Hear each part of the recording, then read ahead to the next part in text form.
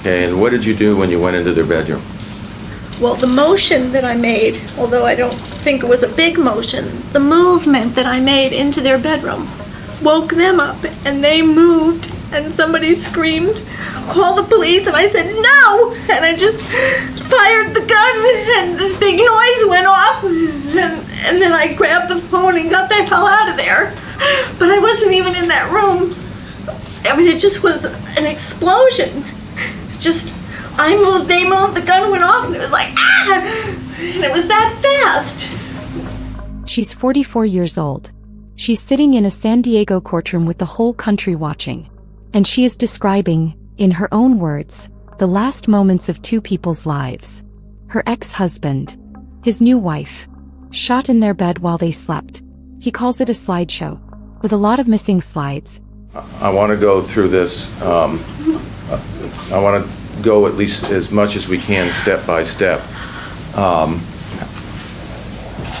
How would you describe your memory of that event? Do you have a clear memory of everything that happened? What I can tell you in words now is it seems like a slideshow where slides are missing. You know, I remember driving up to the front of the house. I remember the front of the house, but I don't remember if I went to the front door, and I don't remember going around.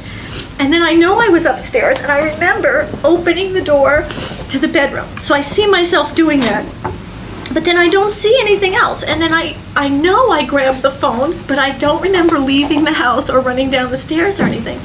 So it's like there's these spots missing. It's like a flash of this, and then she's over there, and there's a flash of that, a flash of this. And that's what I told people later is, you know, I didn't see anything in that room. Not I didn't do it. Not I wasn't there. He was there. She fired the gun. She just can't fill in every frame between walking through that door and the moment the screaming stopped. And she sat on that stand, not collapsed, not hysterical, and she said it like she was describing a dream she half remembered. It was steady, fractured, almost matter-of-fact. That's what made this case unlike anything America had seen inside a courtroom. Not the crime, not even the verdict, just her. Before anything else, let's take a moment because Betty Broderick died on May 8, 2026. Just weeks before you're watching this. She was 78 years old. She had fallen, broken her ribs, and developed a series of septic infections. She was transferred to a medical facility. Her children were with her at the end. She spent 36 years inside a California prison, denied parole twice, and she died there, still insisting until her last breath that the system had failed her long before she ever picked up that gun. I don't agree with how she ended things with Dan and Linda, but whatever you think she did, whatever you believe about why she did it, she was a mother. A woman who loved fiercely, lost everything, and made a choice that destroyed multiple lives, including her own. This is not a eulogy, but it is a reckoning. Because Betty Broderick's story doesn't end at the verdict. It doesn't end at her death. It ends with a question the trial never fully answered, and one this country is still sitting with. Today we're going from the moment Dan Broderick walked out of their La Jolla home in 1985, through 4 years of a divorce so brutal a sitting judge had to tell Dan's own attorney to stop misusing the court system, all the way to the morning of November 5, 1989, 5 shots fired in the dark. And then the 1991 courtroom where Betty sat in that chair and tried to explain the unexplainable to a jury that had already decided who she was. We're going to watch her testify. We're going to watch the prosecution take her apart. And we're going to watch the defense try to put the pieces back together. You're going to form your own opinion, not about whether she was guilty. She was convicted. That part is settled. But about something harder. About whether what was done to her, legally, financially, psychologically, over 4 years of the most calculated divorce war San Diego had ever seen. Whether any of that should have mattered in that courtroom. The prosecution said it didn't. The defense said it was everything. 2 juries had to hear this case before one of them could agree. Drop your thoughts about this case in the comments. Not a verdict. A feeling. When you watch Betty on that stand, that woman in the grainy 1991 footage describing the worst morning of multiple people's lives like a half-remembered dream. What do you feel? I want to know where you land before the evidence shifts the ground beneath you. The comment section on this case splits like almost nothing else, and I need to see it happen in real time.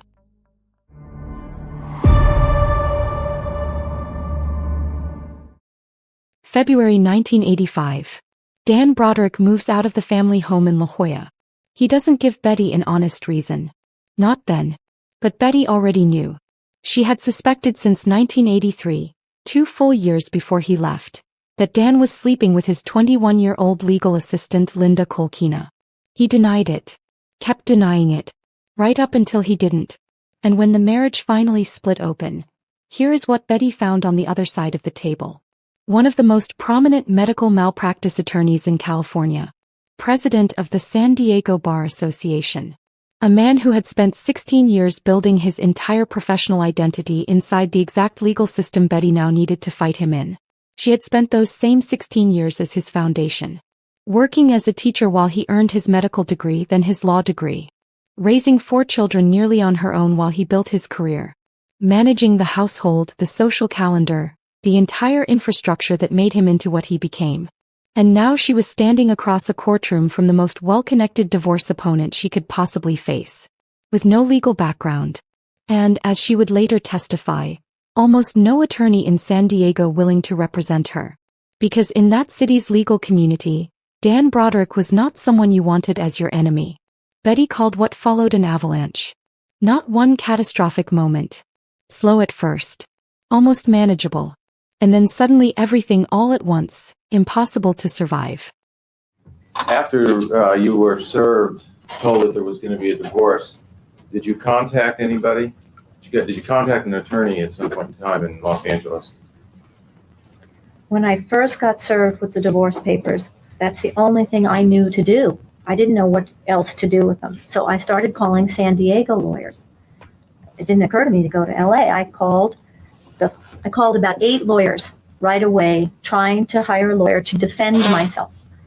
That's what I said. I was the defendant and he was the plaintiff, and I had to defend this action. And I needed a lawyer. And so I called all the lawyers, all the good divorce lawyers of reputation that I knew in San Diego County. Were any of them willing to take the case? No, and that one day, every single one of them said, absolutely no. It would have nothing to do with the case because they knew Dan so well. Okay. And did you eventually go to Los Angeles for a lawyer? Only because a local attorney. Objection. Did you eventually go to a Los Angeles lawyer? I was referred to one by a San Diego attorney, yes. Okay. And why did you go?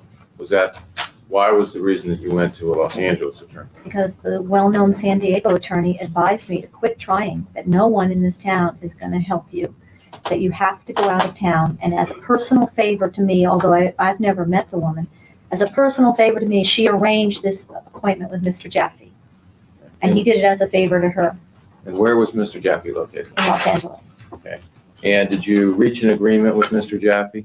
He said he really didn't want to take the case. He didn't want to come to San Diego. It was inconvenient for him. He had more cases than he knew what to do with up there. But as a favor to this other attorney, he would try and represent me. And I signed an agreement. Should I keep going? I saw him the one day. I hired him. I signed the agreement. He told me not to worry. Objection, non-responsive. That's not a question. Okay. What did he tell you? Did you talk to him about money and how he was going to get paid? You can answer that yes or no. Yes. And what did he tell you? Objection, hearsay. Overruled, you can answer that.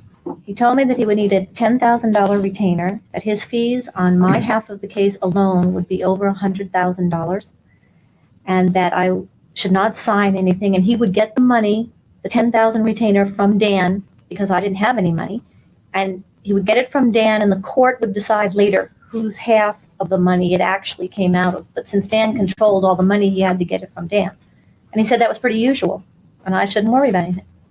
During the time that you were married to Dan Broderick, would he talk to you about his work? Yes, all the time. Okay. And what would he tell you about did he tell you what he would do in lawsuits to affect the opponent or the other side? Yes, to humiliate people, yes. He told me about, should I tell you? Yes. About one time he had to serve, or he needed to serve papers on a doctor, and he knew that the doctor was an important person in his church, and he purposely served the doctor on Christmas Eve in the front row of his church with the papers just for maximum humiliation and upset. And keep going. Yes. What else did he tell you about the way he practiced, the way at least he was practicing law? Just that, you play surprise and hardball. That was a very familiar term. And you do everything you can to make the person say uncle. Make the person give up. And you don't let up, and you just pound at them. Okay. Now, at some point in time, did you find out that that he tried to serve the divorce papers at any particular place? Yes, I found a handwritten note in his very distinctive handwriting that on the date of the bishop's luncheon, it said the date, and it said attempted service at the bishop's luncheon. And that was going to be the way he was going to serve me the very first papers of this entire divorce. Okay. And so it brought back all the memories of surprise and hardball, and it wasn't a nice thing to do. Now, did Dan ever talk to you about, was there any conversation about you being ill or sick? Ever since 1983, those were the conversations, is that I was delusional and I was paranoid and I was imagining things and I was having a nervous breakdown and my wheels were coming off and I was crazy and I was sick. Yes, when he had the children and I wasn't living with them, he'd always tell them, "Oh, your poor mother's sick. Your mother's sick." And did you, now after you received the divorce papers, did you have contact, did Dan contact you at any time in writing? On your birthday, did he contact you?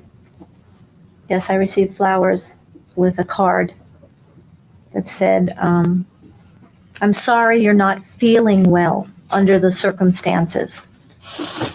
Love, Dan." I think that's what it said. In 1985, in January of 86, did he move out of Coral Reef and into Cyprus? Right, but that was a long time after I looked at the house. Yes, okay. When he did that, did he leave things behind in Coral Reef? I don't think so. Okay. So the house was completely empty. He didn't leave any toys, any trampolines, anything at all at Coral Reef? No, he had to have delivered that stuff to my house because I didn't have a truck and I'm not a moving man and I don't remember carrying it out. Okay. But at one point I ended up with our old dining room set and a garage full of humongous boxes of all the kids' books and toys and all their belongings and sporting equipment and their bicycles and the trampoline. I ended up with trampoline. I ended up with all the kids, what he called junk. He didn't want it at his new house. Okay. And who had custody of the children at that time? There was no custody arrangement. They were physically living in Coral Reef because that was the only roof we had that they could be happy under and safe under. And then he got a restraining order in October of 85, and he used that as custody because if I couldn't get within 100 yards of the house where my kids were, I couldn't get to see my kids. So I didn't realize it until a long time later that that's what happened. He used the restraining order as a custody order. And that shouldn't have happened.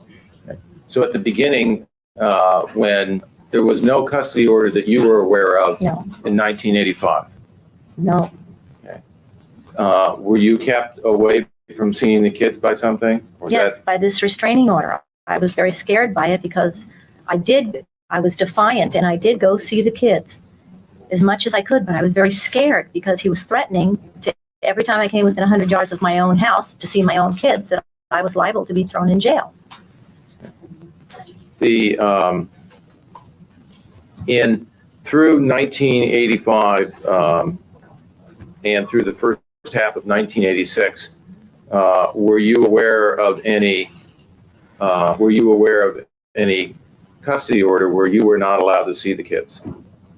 In July of 86? All the way through up until July of 86? No, there was never a custody meeting. There was never an agreement. There was no child support meeting. There was no meeting on anything. Was there, at that point in time, the restraining order, was that also included not to talk to Dan Broderick? I don't believe so. Were you ever served with a restraining order that forbid you to talk to your children that you were No. aware of? No. 4 years of court dates, contempt charges, fines, restraining orders, legal motions filed in a language she didn't speak by a man who had helped write it. He deducted $5,000 from her monthly alimony payments because she had trespassed on his property. She was sentenced to a month in jail for harassment. She left hundreds of profane messages on his answering machine. Recordings the prosecution would later play on a loop at trial, over and over, building a portrait of a woman losing her mind. I actually love this machine because then I can really just say anything I want. Tell the kids that you don't think it's wrong that your school in the cunt in the hall that has their legs wide open for anybody who comes by, and you're paid for it. God, you got a sense of humor. I love it. Well.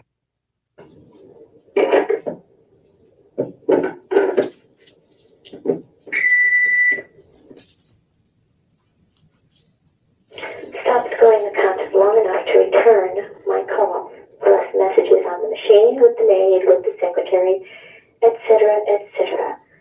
I have very important things to ask you. You're making me mad. I'll kill you.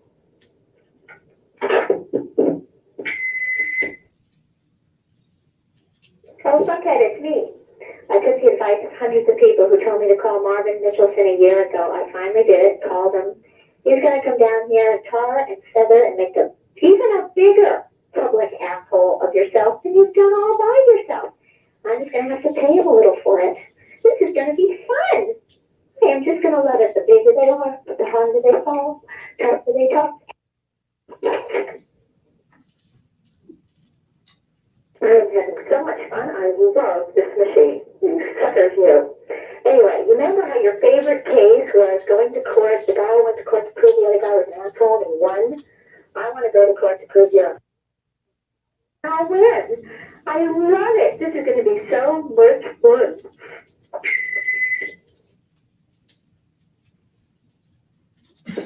Oh no. Again. You know about clean anyway. The mere existence is a filthy statement on human life. It's just, the scum of the earth. People like you are not new, They've been around since the beginning of time. Same old story. Yeah. I wonder when my kids are coming home.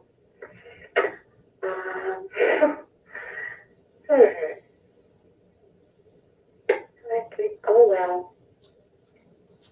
Call back later, I guess, just to harass you.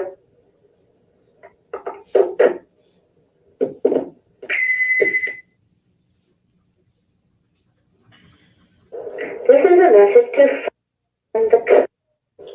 You have one hell of a nerve dumping the kids here on the sidewalk and zooming away without making any attempt to communicate with me about my plans for the weekend. Make me sick, the both of you. I have a good mind to dump the kids back on yours and drive away. Call me, we have a lot to talk about, asshole.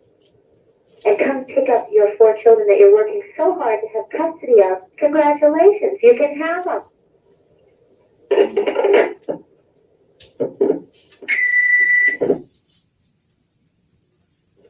Someone really told me you're afraid of me. You better damn well be afraid of me and keep pulling shit like this.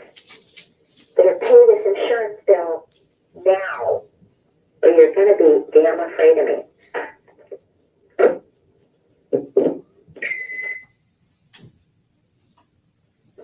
Yes, this is Mommy. I'm out of the shower now. Where are you? You can make a choice today about staying with me or staying with the cunt sucker. But here's what the prosecution didn't put alongside those recordings.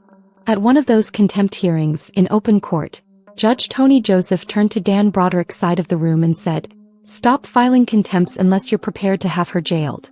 The judge, telling Dan to stop misusing the court system. That detail never became a headline. Then came the custody decision. The court awarded Dan sole physical custody of all 4 children. A woman who had been the primary parent for 16 years, who had raised those children almost entirely on her own while her husband built his career, lost them. To him. Through a legal process he understood and she didn't. Betty would later say that losing the children was the wound that never stopped bleeding. Not just grief. The specific, suffocating grief of watching the very system that was supposed to protect you become the instrument used to take the last thing you had. And then came the financial settlement. Dan had accumulated what are called Epstein credits during the 4 years of proceedings. a legal mechanism allowing a spouse to claim reimbursement for community debts paid after separation. Betty accused him of deliberately dragging out the payments to inflate those credits and reduce what she would receive. Dan denied it. She asked for $25,000 a month in spousal support and a $1 million settlement. The ruling she received was a fraction of that.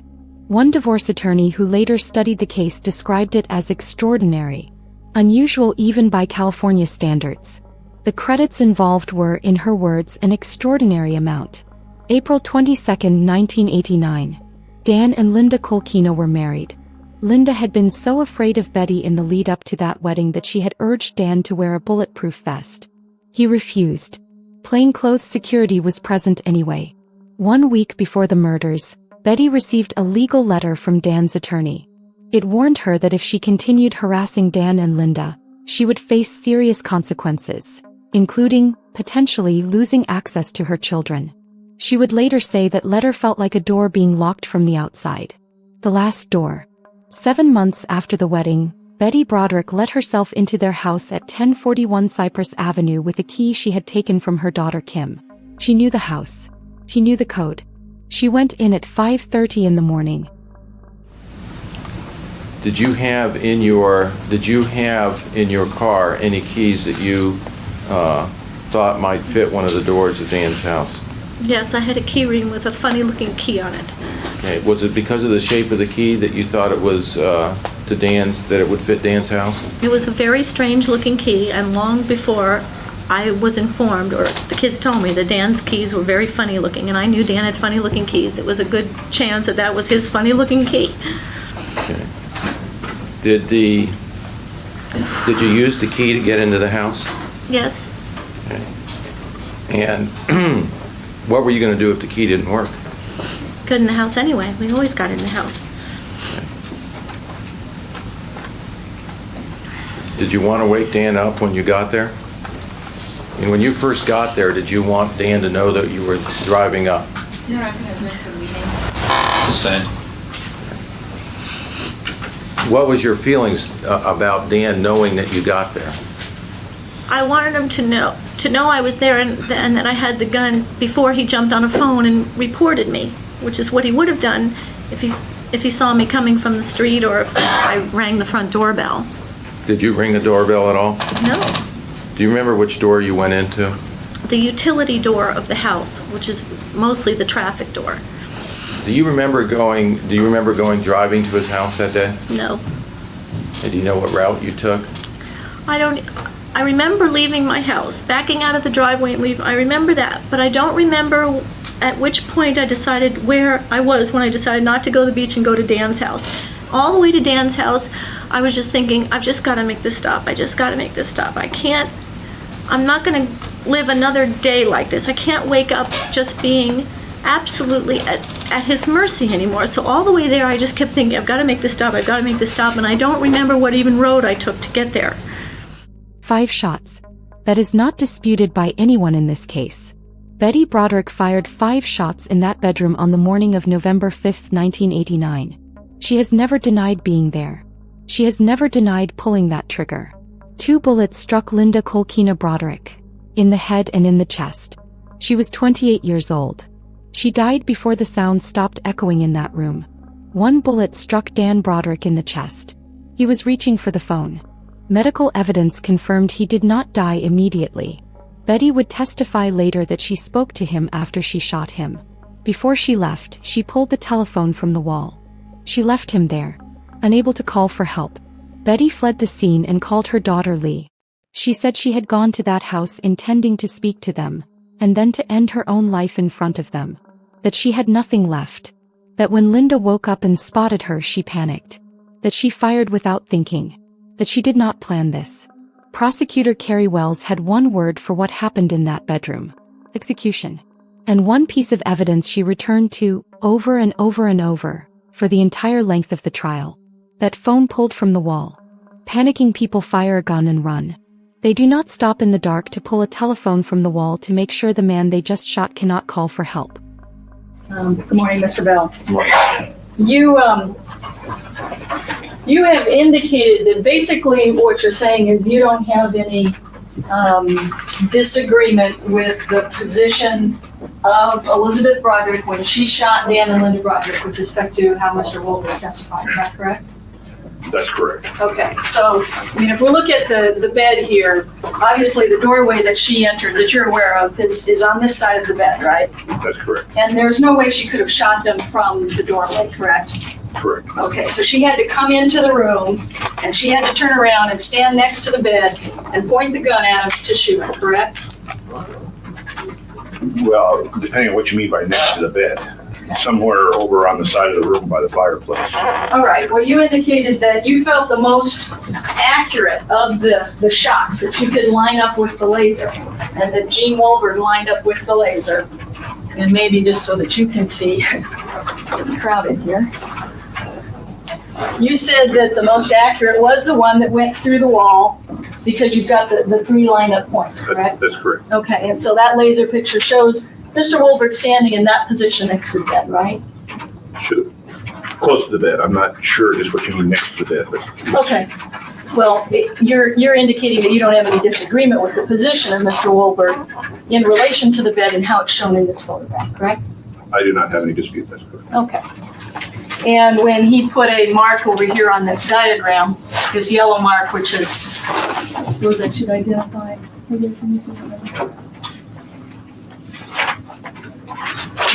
People 60? 63? That's an accurate mark on the diagram as well. Well, I haven't spent a lot of time trying to decide that.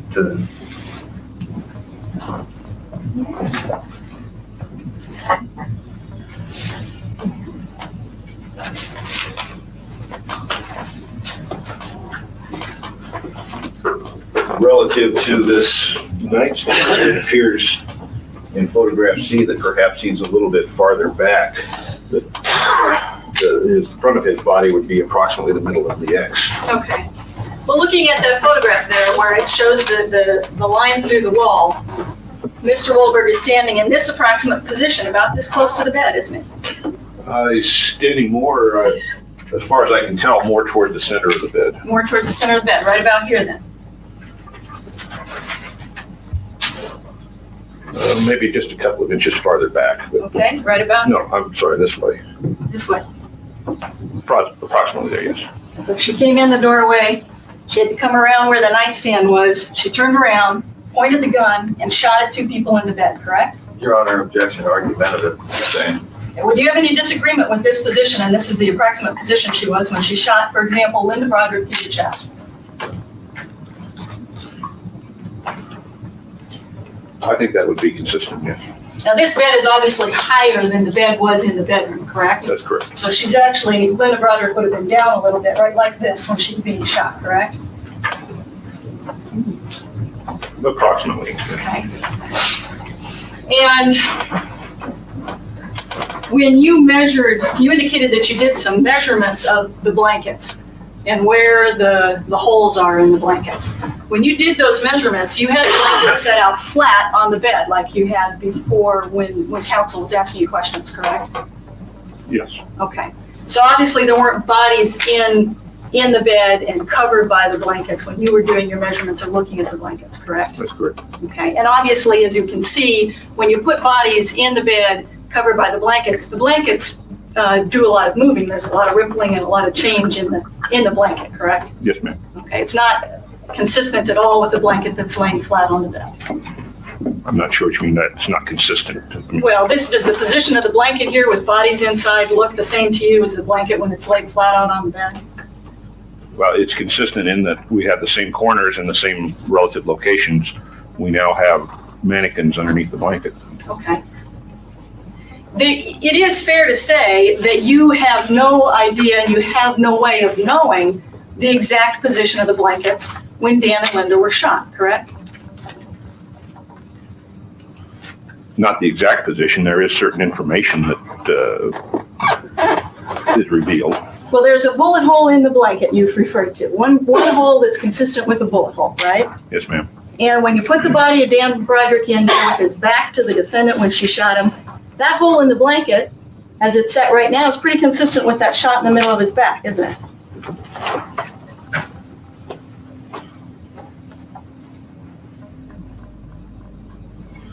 With a little stretching. Sure. I mean, you move, the blankets move. You move the blanket a little bit and it's right there, right where the hole is, correct? Okay. And, I mean, we can surmise that the blanket was right there where the hole is because we've got a hole through the blanket, we've got a hole through a body, right? Well, the blanket would have to be pretty close to the body. The blanket can move somewhat after the bullet strikes it, and the bullet can cause some movement in the blanket. Okay. Well, I mean, we really don't know that this was the exact position of the blanket because, in fact, the blanket could have been down like this, totally off of Linda. We don't know how it was when she was shot, correct? Well, we know that it was below the level of her wound at the time she shot. Right. The blanket wasn't covering her wound. That's correct. Okay. So her chest, as you were standing here, you'd be able to see her chest and you'd be able to see her head. She wasn't underneath the blanket, right? But that mannequin represented her body, yes. Well, we're talking about her real body. When her real body was on that bed, where she shot in the chest, there wasn't a blanket covering it, right? That's correct. Okay. So if you're standing next to the bed, you'd be able to see her chest, you'd be able to see her head. Well, they would be exposed. Okay.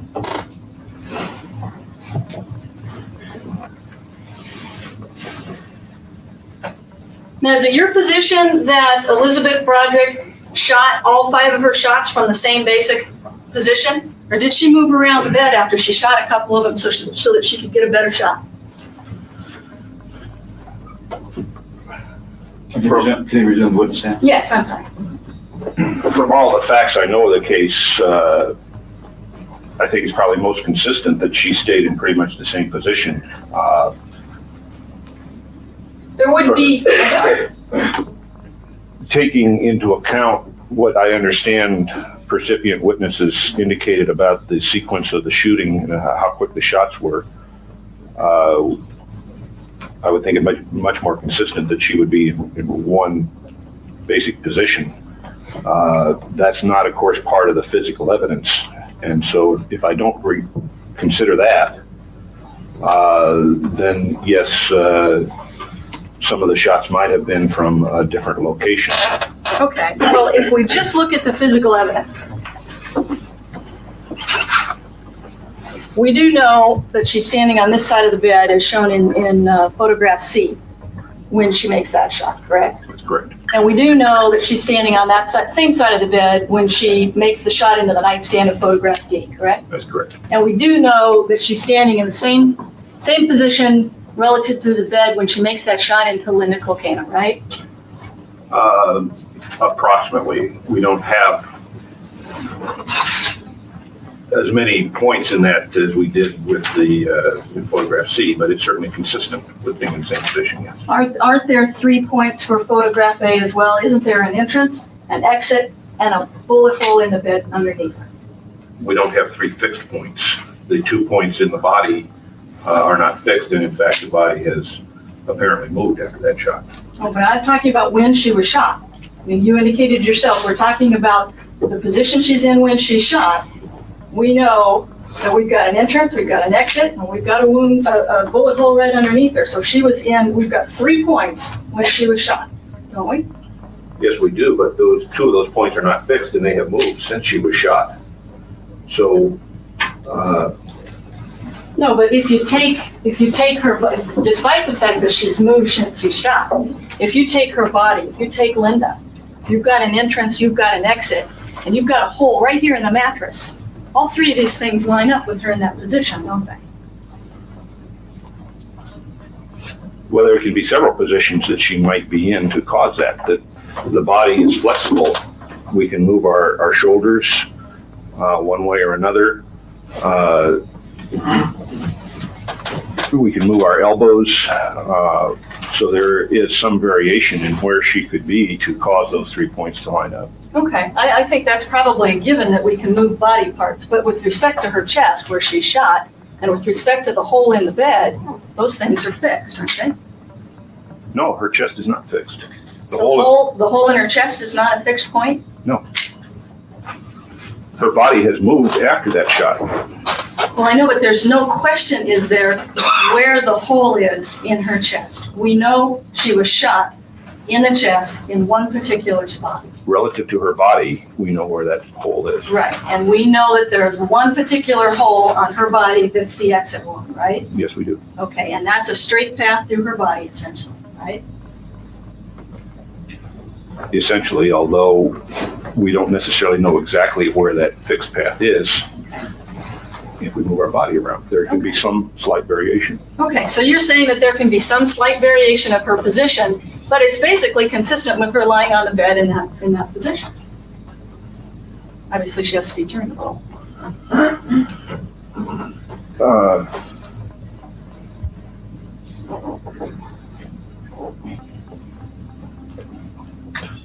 During the recess, I took a couple of quick measurements of your probe through there, and the measurements don't match the autopsy measurements.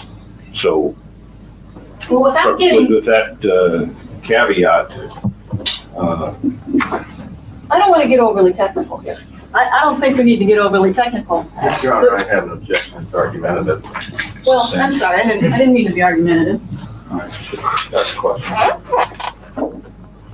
You indicate, at least I thought it was my understanding, is that you had no basic disagreement with what Mr. Wolberg testified with respect to the position of the bodies and the position of the defendant when she shot them. Is that correct? I do not have a disagreement with Mr. Wolberg as to the position of the shooter. Now, as to the position of Daniel Broderick's body. No, we're talking about Linda right now. You said bodies in your question. I'm sorry. Just with respect to Linda, was she shot in the chest? Is there an entrance wound in her chest? Yes. Okay. And so there's no question that her chest was up and she was shot when she was lying on the bed. Is that correct? That's correct. Okay.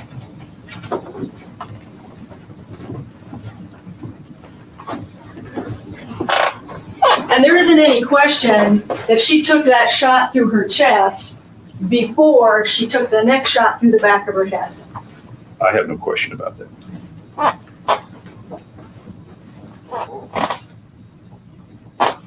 And there also isn't any question that after Elizabeth Broderick stood on this side of the bed and shot the bullets into these two people, that she had to walk around the bed to the other side, come all the way over here to pick up the phone, correct?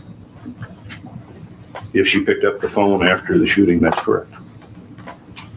Now, there is a possibility that she shot 2 or 3 or 4 shots from that side of the bed, and Dan dove off the bed, and she came around and she put the last bullet into him as he was lying on the ground. That's a possibility, isn't it? I cannot totally eliminate it. I do have quite a few problems with that scenario. By the end of that same day, Betty Broderick had turned herself in. She admitted to the shooting. She maintained it was not planned. Lead Detective Terry DeGelder of San Diego Homicide took her statement. The gun she had purchased, a .38 caliber revolver, matched the bullet casings found at the scene. She had taken shooting lessons weeks earlier. She had taken the key from her daughter's keyring. She had arrived at 5:30 in the morning when she knew with certainty they would be asleep. There was also a recorded phone call. Betty's voice, saying she wished Dan would just die. Prosecutors would play that tape more than once. Her first trial began in October 1990. Betty took the stand in her own defense. Her younger daughter Lee gave testimony that supported her mother's account of years of psychological pressure. Her older daughter Kim testified that Betty had shown dangerous instability long before the murders and that she believed the shooting was intentional. The jury couldn't reach a verdict. 2 jurors held out, not for acquittal but for manslaughter. They weren't convinced the prosecution had proven Betty intended to kill, that there was real calculation behind it rather than a catastrophic rupture. The judge declared a mistrial. The prosecution came back. Same judge. Same attorneys. Different jury. And this time they had spent a year learning from every moment the first trial had slipped away from them. She said specifically about Dan, I'm either gonna make his life a living hell or I'm gonna murder him. It was only about 2 weeks after that conversation when the opportunity presented itself. And she did just exactly what she said she was going to do. She went over there and murdered him. I want to tell you first about what Elizabeth Broderick did that morning. Because this case isn't just about murder. It's about what the law defines as premeditated murder. A premeditated murder doesn't require weeks and weeks of intricate planning. It requires only that a deliberate, considered decision to kill be made before the actual killing. And so the facts and circumstances surrounding just exactly how she killed these two people are obviously the things that you're going to want to focus your attention on in this trial. Prosecutor Carrie Wells did not ease into it. She opened the second trial the way Dan Broderick had apparently operated through the entire divorce. With overwhelming force, delivered in the most controlled, professional language imaginable. She played the answering machine recordings. Betty's voice raw and profane and consumed, screaming into a machine at a man who had moved on. She played them over and over until the courtroom felt heavy with the sound of them.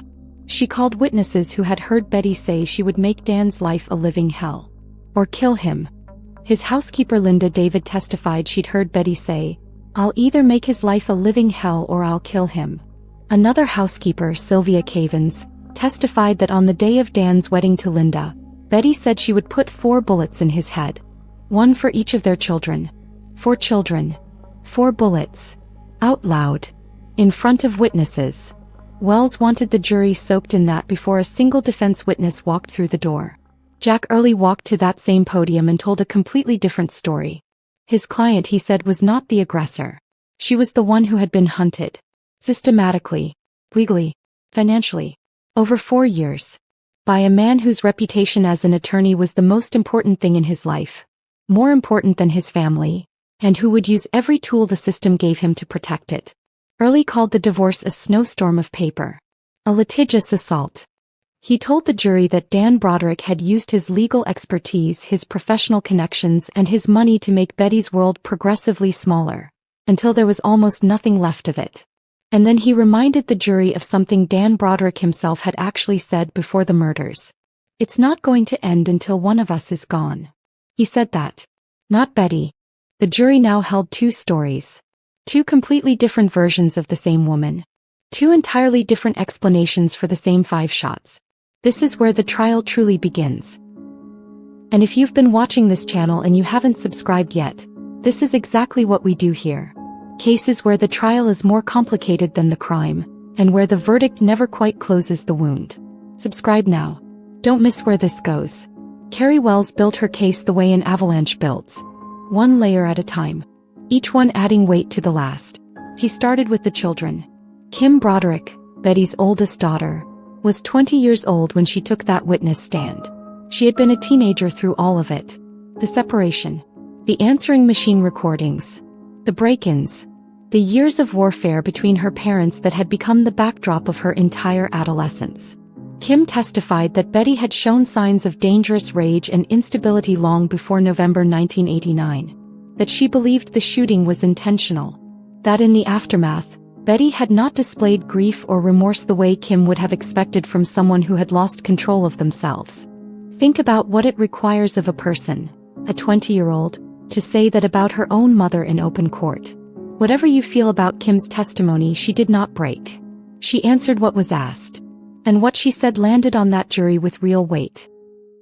Well, at that time, during the time before your father and mother split up, didn't you feel that your father was doing nothing, absolutely all, and your mother was treating him poorly for no reason?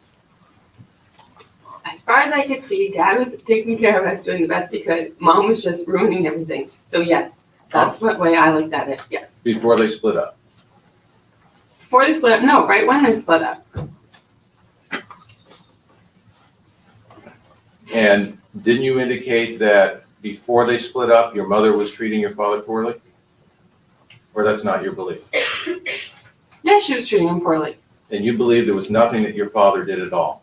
Not as far as I could see. No, he wasn't doing anything.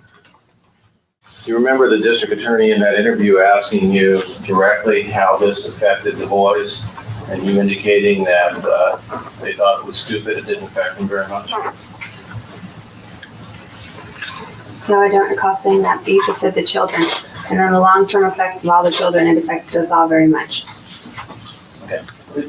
Have you talked to anybody about your testimony and making sure that you answer more than the question to try to get things in? No. Do you remember being asked that question by the district attorney? If you could read to yourself lines 16, line 3. I'm sorry, counsel, what page?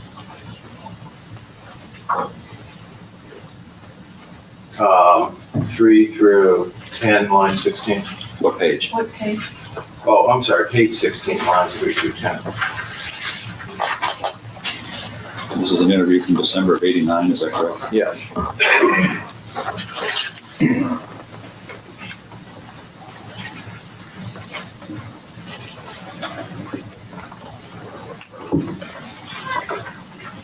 Okay. Did you indicate at that time that you didn't talk about long-term effects, did you then? No. Okay. And did you indicate that they were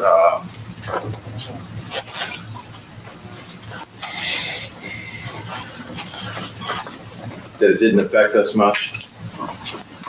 I believe there I was referring to things like the spray painting on the cake.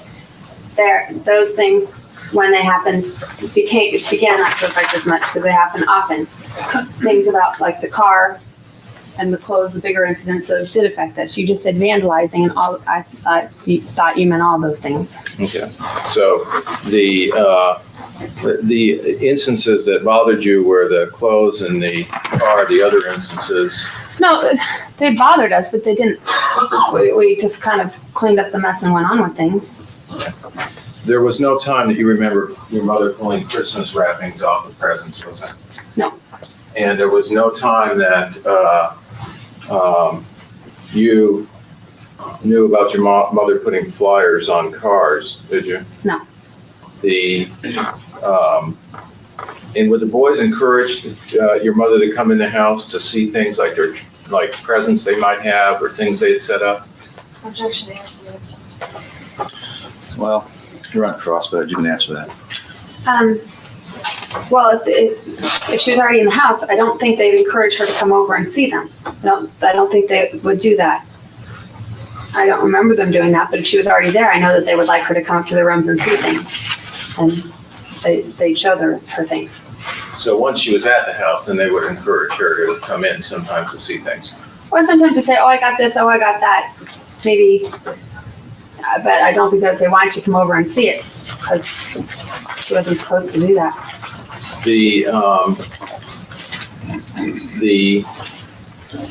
Your mother still asks about what you're doing and what your friends are doing, doesn't she? Yes. Now, on the interview on 11/9/89, did you tell the district attorney that in the first conversation you had with your mother, that her voice was quivering? And she said something about when you were crying for you to stop because you were making her cry? Objection, Your Honor. This has been going into its answer. Sustained. Well, I have not shown her a transcript from that hearing and asked her if that's true, Your Honor. She's denied it. No, she didn't. That's not how I recall her testimony, but if you want to show her the transcript, go ahead. If we agree that her testimony is consistent with that, that's fine. I'm not making any finding of fact on her testimony, Mr. Early. If you want to show her the transcript, go ahead. If you don't, that's fine. Okay. Now, the first conversation, that's when your mother was telling you to calm down, is that correct? I don't remember what happened in the first conversation and the second conversation. Oh, you don't? Not specifically. No, I don't. You don't remember whether your mother's voice was quivering or not in that? Sometime it was quivering. I don't remember which conversation. And do you remember telling the district attorney it was in the first conversation when your mother was telling you to calm down? Yes. But now to date, I can't remember if it was the first or second. You remember your mother telling you not to cry because it was making her cry? Yes. Remember whether that was in the first or the second conversation? No, but No, I don't remember specifically, but I'm not sure that I was crying in the first conversation, so that might have been the second conversation. Now, you know that your mother wanted to have the boys, didn't you? Yes.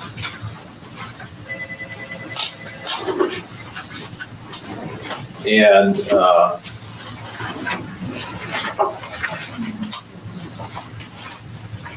had you,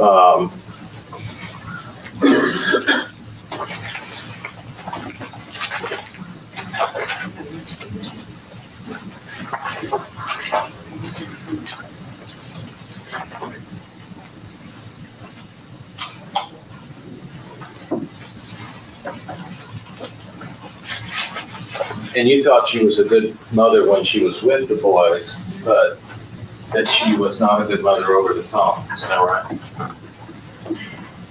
Sometimes. Well, do you remember being asked by the district attorney, did you think that she was a good mother or not? And your answer was, when she was with them, yes, but when she wasn't over the phone and things, no? Counsel, please give me a cite. Page 36. What are you referring to? Oh, I'm sorry, the 11-9 interview, page 36, 4 through 7. Your Honor, I would just ask if counsel would please give me a cite of what he's referring to before he reads it. That's inappropriate. Okay, Mr. Early, would you do that in the future, please? Go ahead. Page 36, line 1. 4 through 7. I'm sorry, can you ask me the question again? Do you remember being asked a question by the district attorney about being asked directly whether your mother was a good mother? I don't really remember anything in particular about that conversation, but yeah, she probably asked me that. And I probably said yes. And that's still your feeling it was over the phone where she would use inappropriate language? Objection, Your Honor. She hasn't been shown the statement, and that's not a complete statement. Sustained. John, I'm not asking her the statement, I'm asking her present memory. What's your present memory? If she was a good mother, if she used foul language. Did she use foul language over the phone or only in person, or what Both. did she use it? Both. She used foul language both times.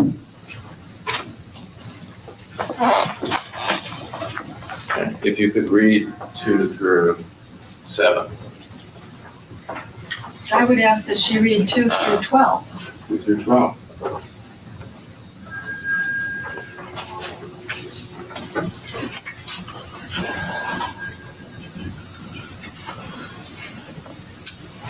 Two through 16.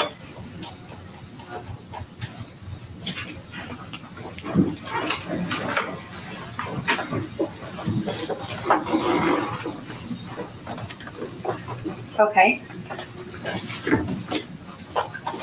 Why? Would you want me to answer the question again? Wait till he asks you a question. Okay. Other than the times that your mother was talking in negative terms about your father, did you think she was a good mother? Sometimes. I still feel sometimes. That's not what you answered at the time, was it? Well, I just went on about it longer, but basically, she had them on weekends and things. They weren't there for a long period of time. Sometimes they'd be over there and everything would go great for the weekend. Sometimes she'd have them there for a couple hours and they'd be back home. Sometimes she was in a good mood. Sometimes she was in a bad mood. So sometimes she was a great mother and other times she was a terrible mother. Regardless of whether or not you were aware of the specific orders of court or the agreements between your parents, is it true that your mother did have visitation with all of you? Yes. And that was not an uncommon thing? No. Were you ever aware of her writing in her diary any entries about your father attempting to give her the boys and her refusing because she didn't want to be his babysitter? I don't know about entries in the diary about it. I just know she said it to me. So there were times that he would offer the boys, allow them to go over to visit, and she would refuse to take them, is that correct? Yes.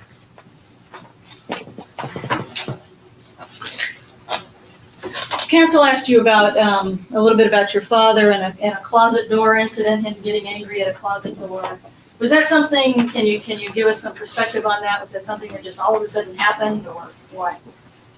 Well, it was on a sliding, it was on like a sliding thing, it had wheels on the bottom, and it kept falling off and wheels on the top. And it was in Danny Red's room, and it fell off all the time, and then the whole door would go into the closet. And so then, it was, I think this time the wheel actually fell off. And then he picked it up and took it out to the balcony and then threw it off the balcony. And what about this motorcycle? Your Honor, could we just ask the audience to please refrain from commenting on the evidence? I don't think they commented. I heard a snicker or laugh. I didn't hear the comments. If anybody in the audience is commenting on the evidence, please don't do that.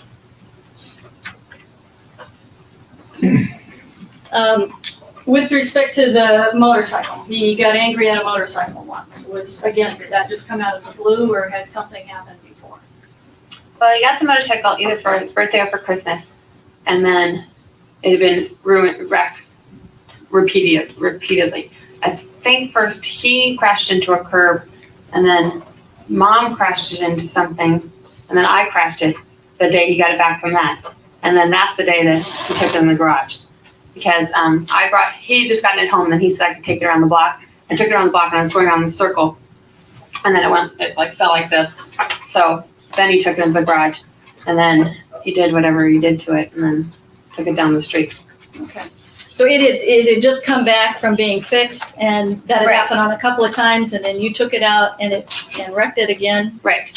So he had pretty much enough of the motorcycle. And you indicated that you never knew what he ultimately did with it. It wasn't something that he did in front of the kids. He just somehow got rid of the motorcycle. We went up in the balcony and saw him walking it down the street, and then he came back and it wasn't with him anymore. So Was that something that you all laughed about? we asked him what he did with it over and over because it disappeared, but he wouldn't tell us.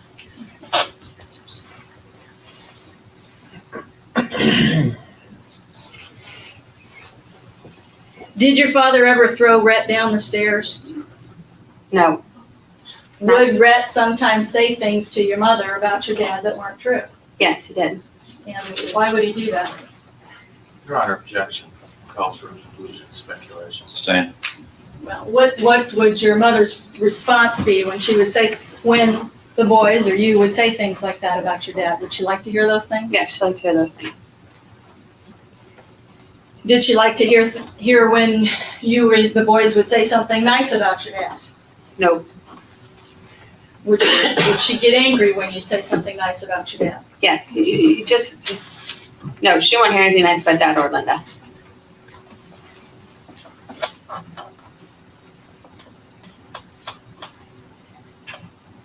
And I take it that your mom didn't have any concerns or didn't express any concerns about your dad being abusive to any of you when she dropped you off and left you with him. Is that correct? No.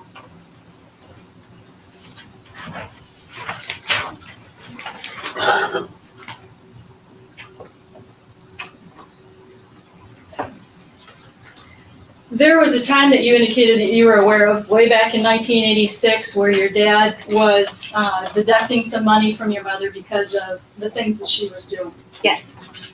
Was he just angry about the fact that she would say a bad word? Or were there other things that he was concerned about? Other things. So I know he deducted money when she would vandalize the house for repairs and then the bad words, but I don't think he really cared if Mom used bad words. She just didn't want them around us. Was he concerned? I don't think that he had any control of whether she used them elsewhere, but he just didn't want them on his machine with us around. Was he concerned about how those things were affecting you and the boys and Lee? Yes. Was he concerned about your mother attempting to force you all to hate him? Yes, he was. Objection. Sustained. Did he have any concerns about what your mother was doing as far as their feelings towards yours or their feelings towards him or Linda. Yes, he was very concerned about that.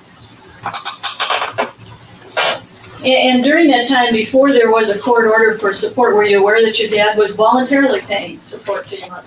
Yes, He was at the time paying all of her expenses, her mortgage, her insurance, her medical payments, her car payments, all of that stuff. right.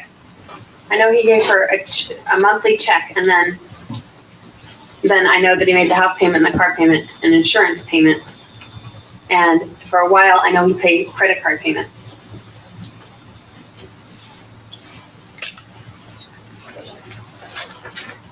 There was never anybody that ever showed up at your mom's house to repossess her cars or her furniture or her house, I think. No. The night that you indicated that your mom dropped Red off in the middle of the night with an earache, did she ever explain why she came over and just dropped him off in the middle of the night when he was sick? No, I have no idea why. So I take it she had Red at the time. She had visitation with Red.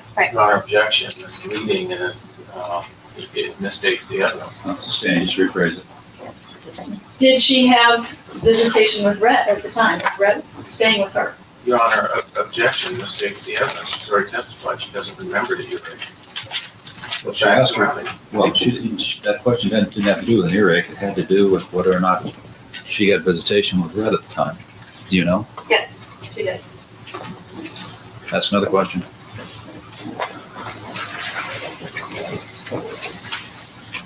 Did you ever hear your mom say anything to Danny or Rhett about being too embarrassed to tell people she knew them? She said that on the phone machine. I heard her say that. I heard a message from her that said that. Was that something that was upsetting to the boys? Yes. Now, would your mother leave these messages only after she called and couldn't get through, and then she'd leave these messages, or would she leave them sometimes first thing off the bat? It all varied. It all depended on. I don't even know what it depended on. It varied. Sometimes she'd call repeatedly and then leave a message. Sometimes she'd out of the blue she'd leave a message. Just all different occasions. So it didn't. Sometimes it was because there's somebody's voice in the machine she didn't like. Sometimes it had nothing to do with the voice in the machine. They're all different. There wasn't any rule of thumb. All different things that she was angry about. Right. And did your dad ever have any problems when she would call and leave a message that was a regular message? No.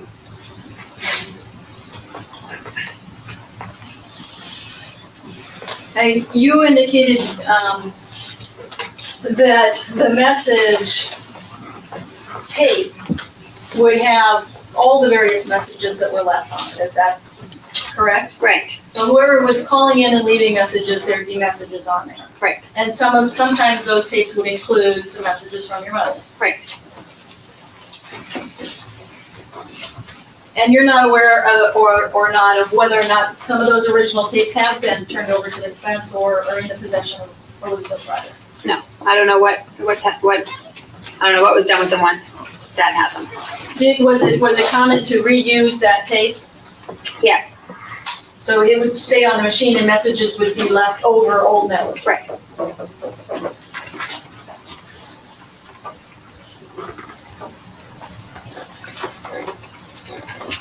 You indicated that your mother did call often over to your dad's house at Cypress. Is that correct? She did. Sometimes, many times a day? Yes. And sometimes, was there a fair amount of upset after her conversations with the children? Yes. Was there also a period of time where you had some hang-up calls in the middle of the night? Yes, there was. That's why Dad turned off the ringers or took the phone away in the middle of the night. Yeah, he did that almost every night. After everyone would go to sleep and then he just put it back in the morning. Because there had been some hang-up calls in the middle of the night. Right. Now, you talked about the fact that there were two phones in your house. One was the basic family phone and one was your dad's phone in the office. Right. That didn't ring very much. Yes. And And your dad would receive phone calls as well from the family phone, is that correct? Yes. So if somebody wanted to call the Broderick house and they looked it up in the phone book, that would be the number that they'd call. Right, that's one that was listed. Not very many people knew the other one.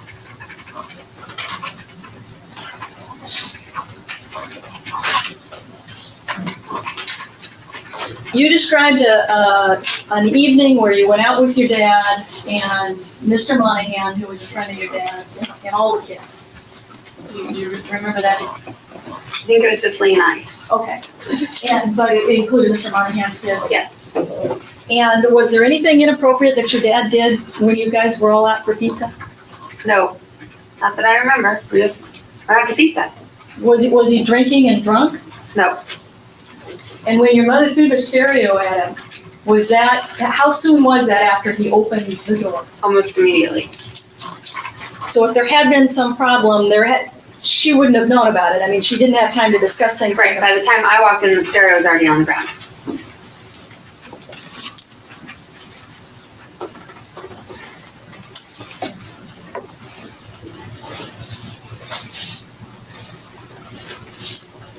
Counsel asked you about your dad's drinking. Was your dad an alcoholic? No. Did your dad drink alcohol? Yes. How would you describe how he drank or when he drank? Well, occasionally on the weekends. On the weekends he'd go out with his friends and drink. But he'd come home drunk, usually. On St. Patrick's Day, he'd drink a lot. When he'd come home from work, he didn't drink. Just varied, but mostly on, I guess St. Patrick's Day was the only time I saw him drunk. Would you classify him as a social drinker? I mean, he'd drink with his friends, right, and he'd party with his friends. Right. And in fact, you got a driving under the influence conviction. Were you aware that was on a St. Patrick's Day? No, I don't know anything about that. Okay. Was St. Patrick's Day a big day in the Broderick family? Yes, it was. Would a lot of, I'm sorry? It still is. Would a lot of your dad's relatives come out and visit and they'd party? Yes.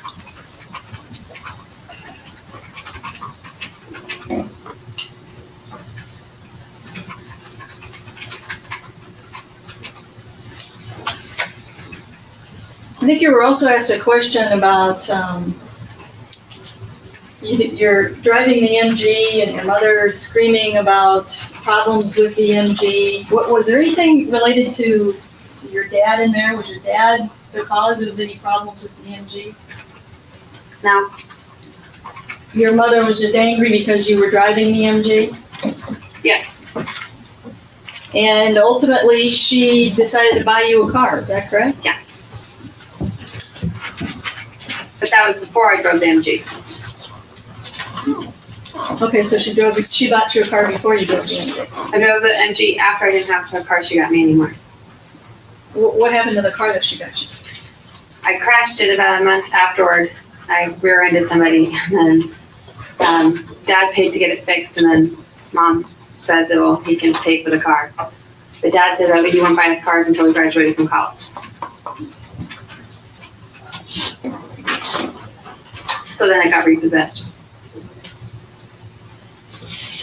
Is it fair to say that your dad wanted you to have some responsibility as far as money was concerned? Yes. He didn't want to just buy you anything you wanted? No. And what about going to school? You indicated that you went to the college in Arizona, is that correct? Yes. Did your dad pay for your tuition? Yes, he did. Did he pay for your room and board? He paid for the apartment and for the bills. My roommate and I just had the bills sent to our parents. And they paid for electricity and water and gas. And then we got allowance for phone and entertainment and food. So, but basically your dad was paying all the bills? Right.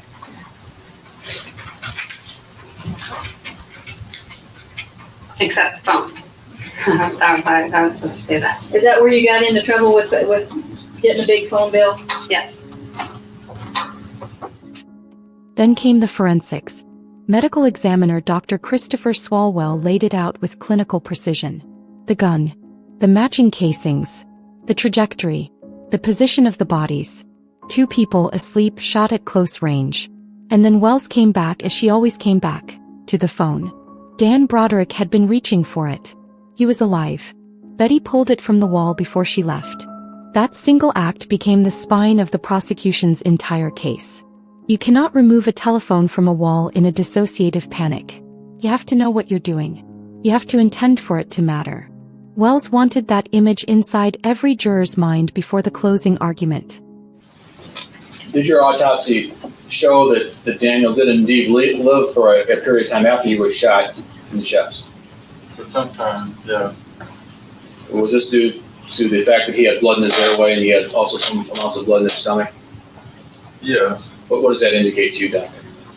Well, he had blood in his airways that actually went down into his lungs, which indicates to me that he was actually breathing that blood in, meaning that he didn't die instantly. He at least took some breath.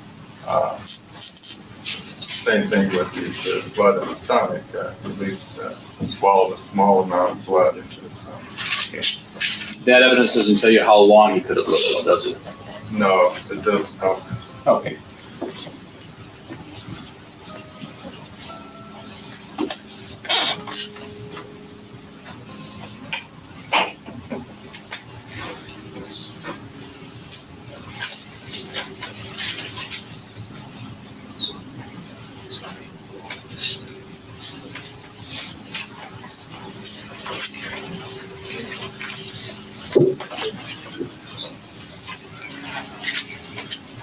I want to show you one other photograph taken at the scene of 2 homicides.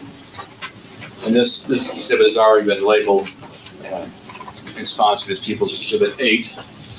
I want to draw your attention, Doctor, to one particular photograph, and that is photograph D, right at the top here. Assuming for a moment that Daniel Broderick's head is right about where this blood and this foamy stuff is up there. Does that in any way aid you in showing that he was alive for some period of time? Well, yes, in that there was this foamy liquid here, and foam is a product of air and liquid, and it means that he had liquid in the lungs, but he was also breathing air into that, so it gets mixed together and produces foam.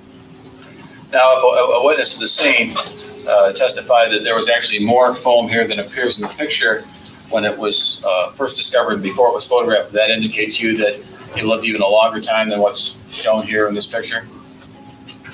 Yes.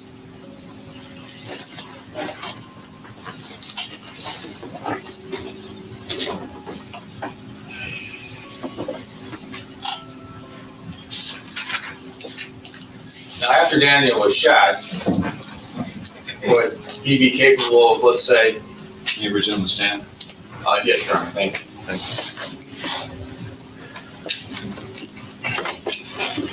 Would he have been capable of, let's say, sitting up? It could have been, yes. Would he have been capable of, let's say, reaching for a phone on the nightstand near where he lay? Yes. Would he be capable of having of speaking to people for at least a limited period of time? It could have been, yes. Did you note any injuries to the outsides, in other words, where the knuckles and the outside of the fingers are of Daniel's hands? Yes. What did you see there? On the right hand, he had several abrasions or scrapes on the back of the middle ring and middle finger. Any others? No, I think they were confined to those 3 fingers, as I recall. Would they have been consistent with him being struck with some sort of hard or rough object?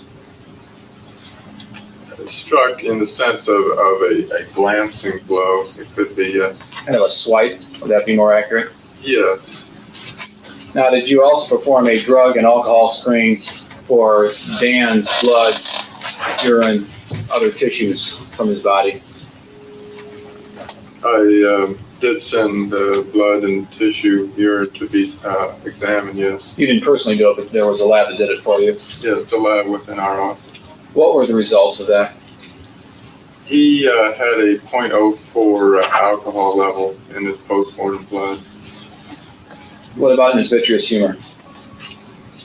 There was a .07 level of alcohol in the vitreous. What does that tell you, the difference between those two figures? Well, what it indicates is, first of all, that you have to know that vitreous, the values in the vitreous tend to lag behind the values of the blood because there's a barrier between the blood and the vitreous. So it tends to indicate that at some point in time his blood alcohol level was higher. And at the time of his death, what would it be? Well, the blood level that I quoted would be the one that's the best representation of what his alcohol was at the time he died. And that would have been 0.04%. Right. When you did you examine Daniel's liver? Yes. And were there any physical abnormalities in it that you could see? No, nothing significant. Was there anything in your entire examination of Daniel Broderick's body that would have indicated that he was either alcoholic or abused alcohol? Your Honor, objection. Parole, can you answer that? No, I mean, other than the fact that he had alcohol in his blood at the time he died, there wasn't any other stigmata of chronic alcohol abuse. Thank you. Linda, let's go back to Linda for a second. Linda's chest wound, how many inches from the heart did that bullet pass by? I didn't actually measure it at the time, but going back and reconstructing it, I would estimate it came within a couple inches of the heart. And as to Dan's chest wound, how many inches from the heart did that bullet pass? That one I would say is about the same, maybe a couple inches. Now bear in mind that we've used some foam models, and we had a picture here. Could you show the jury on my body where Linda was shot in the back of her head? I'll just stand up here and you can just point. Would you like me to point it with my finger or the pointer? Whichever's cleaner.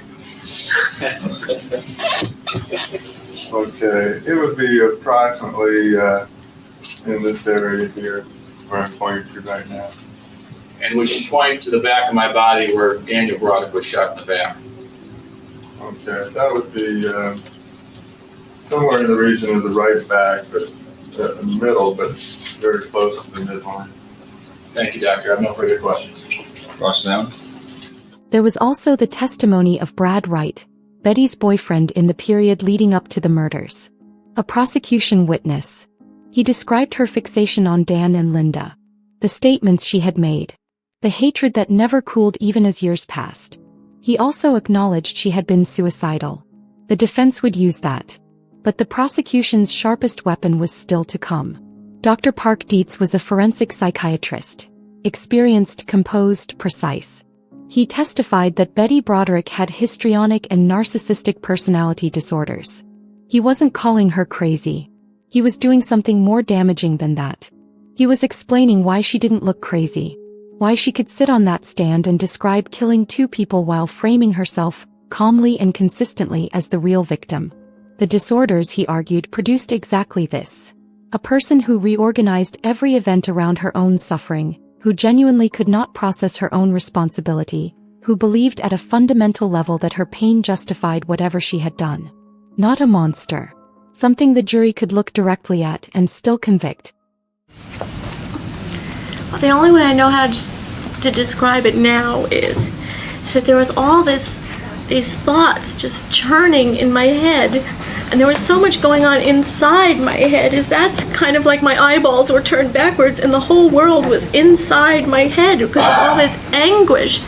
And so I wasn't seeing where I was going, and it was like I was just inward, and there was all this anguish and kind of darkness and crazy thoughts. Felt like you were in hell, actually. Okay. When you got to the house and went in the back door, do you remember where you went? I got upstairs, I know that, but I don't know which route I took. Okay, and when you went upstairs, do you remember where you went when you got to the top of the stairs? The door to the bedroom was closed, but the next door was open, so I went in that door. Okay, and where does that door lead to? To what they call a TV room, but it's part of the bedroom suite on that side of the house. Okay. And was anybody up at that time that you saw? No. Okay. Do you remember, were you holding the gun at that time? I don't remember. I guess so. What did, when you went into the TV room, what was the next thing that you did? The TV room door was wide open, and then the door to their bedroom was part open. It wasn't closed. It was like ajar. Okay, and did you then go into their bedroom? Yes. Okay, and what did you do when you went into their bedroom? Well, the motion that I made, although I don't think it was a big motion, the movement that I made into their bedroom woke them up, and they moved, and somebody screamed, "Call the police," and I said, "No!" And I just fired the gun, and this big noise went off, and then I grabbed the phone and got the hell out of there. But I wasn't even in that room. I mean, it just was an explosion. Just, I moved, they moved, the gun went off, and it was like, ah! And it was that fast. Watch her. Just watch her for a moment. This is not a woman performing grief for a jury. This is a woman who has been asked to explain 4 years of her life. 4 years of losing and fighting and losing again, to 12 people who already know how the story ends. Jack Early's defense had one central argument.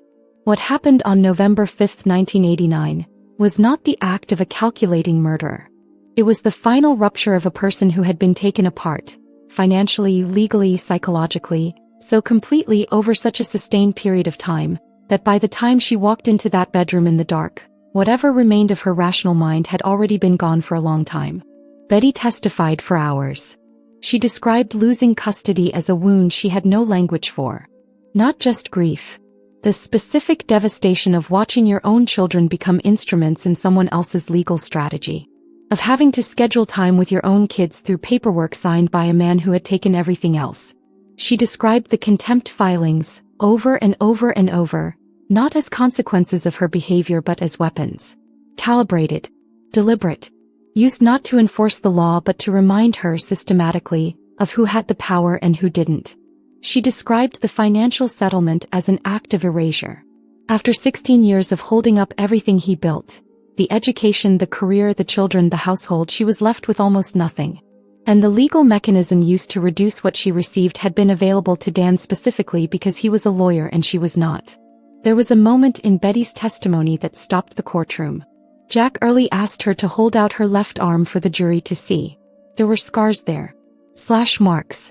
Evidence of self-harm that had not been fabricated for court. His argument was quiet and devastating. This woman was not building toward killing someone. She was building toward killing herself. She had gone to that house that morning because she said she had nothing left, and she had intended to end it in front of them. Her final statement to the people she believed had taken everything. The prosecution called it theater. The defense called it the truth. Defense psychologist Dr. Catherine D. Francesca then took the stand. She agreed that Betty showed histrionic traits, the same conclusion Dr. Dietz had reached. But she drew the opposite conclusion from those traits. She argued that the escalating behavior the prosecution kept pointing to wasn't evidence of a calculating personality pursuing a premeditated goal. It was evidence of someone experiencing prolonged psychological trauma. That the dissociation Betty described around the shooting wasn't a convenient gap in memory. It was real. And it had a name. 2 psychologists. The same diagnosis. Opposite conclusions. The same woman sitting 10 feet away from both of them. And now this is where the trial became something the footage alone can't fully capture. Because what was being argued in that room was a deeper question about whether the American legal system in 1991 was even capable of accounting for what Betty was describing. Not excusing it, counting for it. Share this video with someone who hasn't seen the real trial footage. Not the TV movie version, not the miniseries. The actual 1991 courtroom. Because once you watch Betty on that stand, really watch her, the conversation goes somewhere the headlines never took it. Carrie Wells stood up for cross-examination. And this is where the trial earned every minute of the country's attention. Betty on direct examination, answering Early's careful, emotionally intelligent questions, had been vulnerable, articulate, and at moments genuinely moving. She connected her experience to something universal. The feeling of powerlessness, the grief of losing your children through a system someone else controls. And then Wells stood up. She didn't try to break Betty emotionally. That would have been a mistake. Betty was too composed, too practiced in her own narrative. Instead, Wells went after the inconsistencies. One by one. She went after the memory. Betty had described the shooting as fragmented. Pieces missing. She said she didn't fully remember the sequence. Didn't clearly recall pulling the phone from the wall. Wells pressed her. How does someone forget that? Something that specific. That physical. That deliberate. You walked to a wall. You reached for a phone. You pulled it out. You left a man there to die. How do you not remember doing that? Betty's answers were careful. Measured. But under sustained pressure, something in her shifted. The vulnerability that had made her compelling on direct started to look more defended. More managed. The grief that had felt raw began to feel controlled. That shift, that visible hardening, was exactly what Wells needed the jury to see. Dr. Dietz returned to directly counter the defense's psychological case. He walked through every decision Betty had made in the lead-up to November 5, 1989. The gun purchase. The shooting lessons. The key taken from her daughter's curing weeks before. The 5:30 in the morning timing. The phone pulled from the wall. He argued that not one of those details was consistent with a dissociative episode. Each one required a decision. A sequence of decisions. Made deliberately over days and weeks. That he told the jury is not what a breakdown looks like. That is what planning looks like. In the 1989, January of 89, up until the 5 years or 4 years up to January of 1989, she had been through a divorce where there had been no resolution, where the property issues had not been resolved.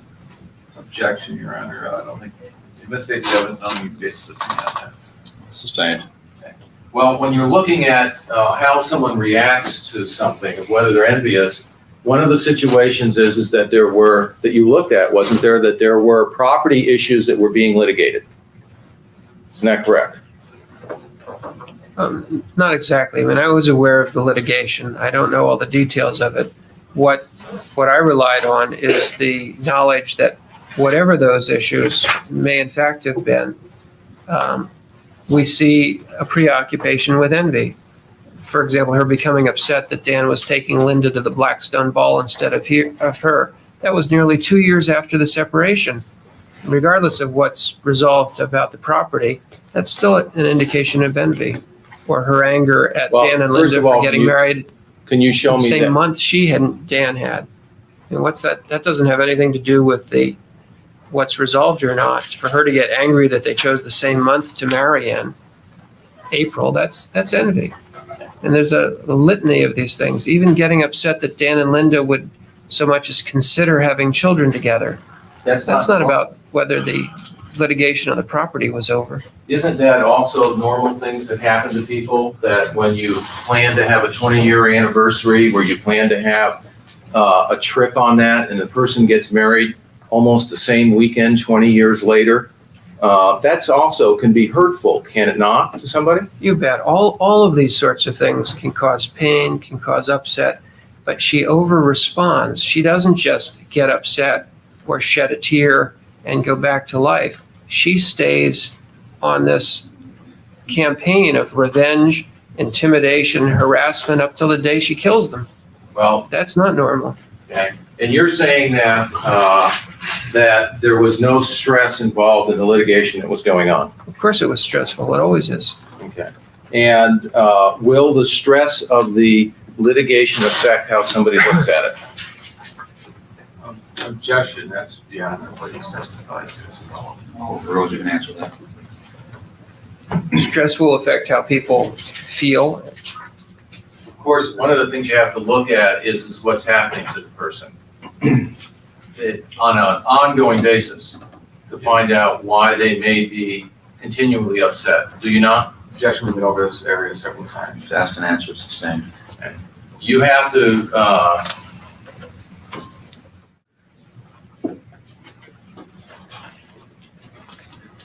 in the diary, in diary number 1, did she write about the decisions that Dan was making in regards to her life, and he was making all those decisions on her own? Would you show me what you're referring to? Yes.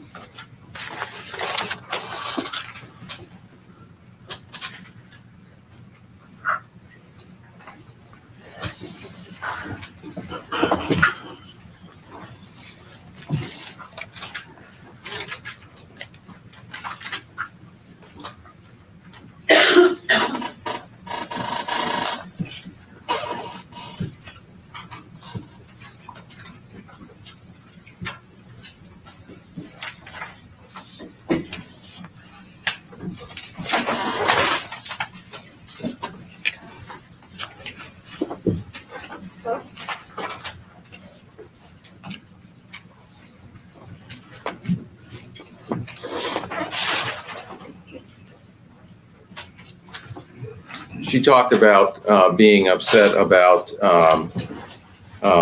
Excuse me, because I'm an objector. I'm going to read a diary entry unless Mr. Dr. Deeds or relied on that particular entry. Well, Dr. Dietz, you went through the diary and you picked out a few passages, but you indicated that reading the whole diary gives you a flavor for this person. Is that correct? You get a very good idea from the entire diary of what she was complaining about during the time she made notes in the diary. Okay. But I only relied on portions of the diary that I thought showed something specifically relevant. Well, so that if she had diary entries that talked about things that were happening to her throughout the divorce that might have had some effect on why she might be enraged or bothered, would you consider every diary page and those effects they might have had on her? I was aware of what she was responding to. Okay. So those were things that you considered? For each of the things I relied on, I was aware of what she thought was the cause, why she thought everything was someone else's fault. There's never a time that she thought anything was her fault, and so there's always something she's blaming for it, and I knew what those were.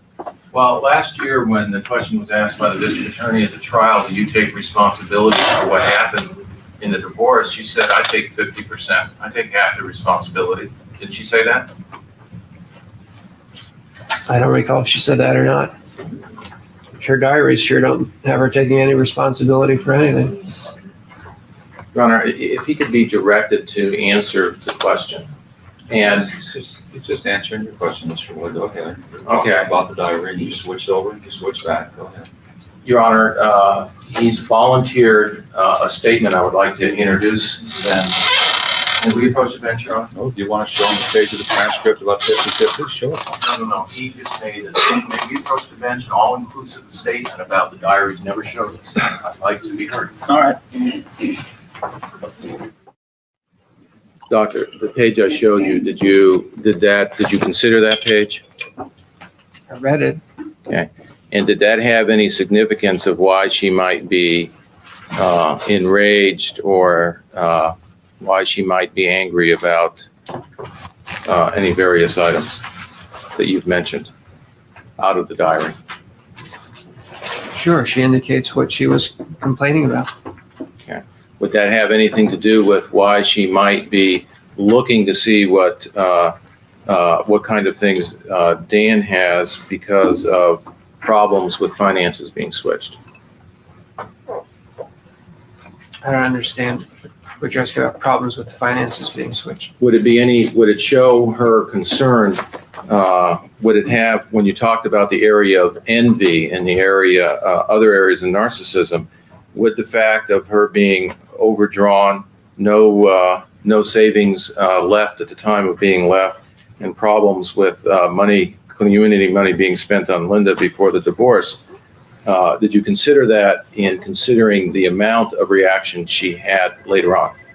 I don't know if any of those are facts. Mind you, the diaries contain Mrs. Broderick's side of a story.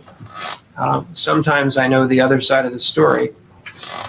Whenever there's another living witness telling another side of the story. It seems to differ from Mrs. Broderick's, but I don't always know the other side of the story.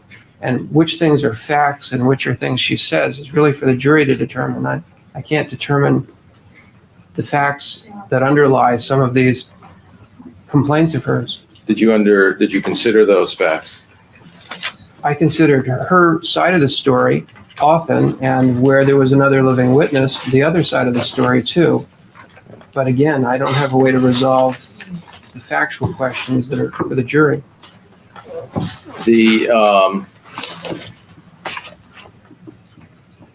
In 85, was she talking at all about wanting an accounting of community property? Objection, Your Honor, we've already argued about this. Unless you can show the page, and if you consider this a case, we can talk about it. Is that what you want me to do? Did you, if I can show you a page, did you consider that page?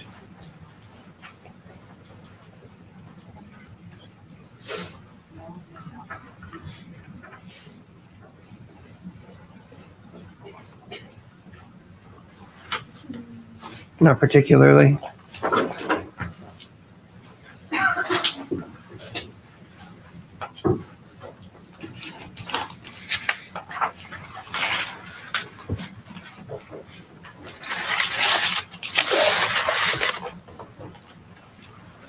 Did you consider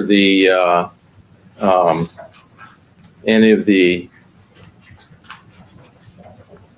Did you talk in the diary about problems with her house and problems about the boys being alone at home and playing with matches? Your Honor.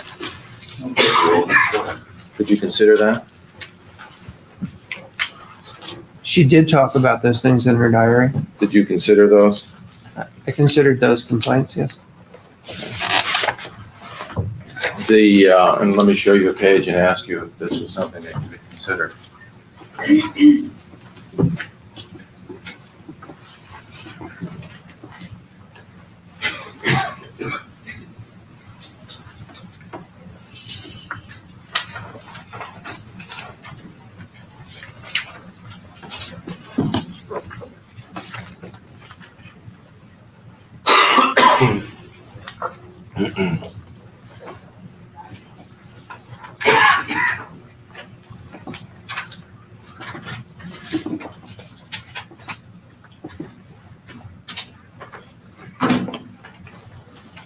I'm aware of all this.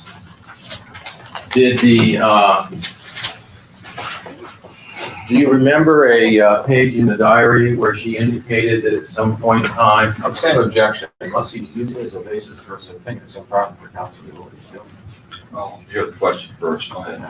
Did you consider a page in the diary where she said that she was angry at some point, that her anger she thought was getting the best of her and she didn't think she should have the children at that time?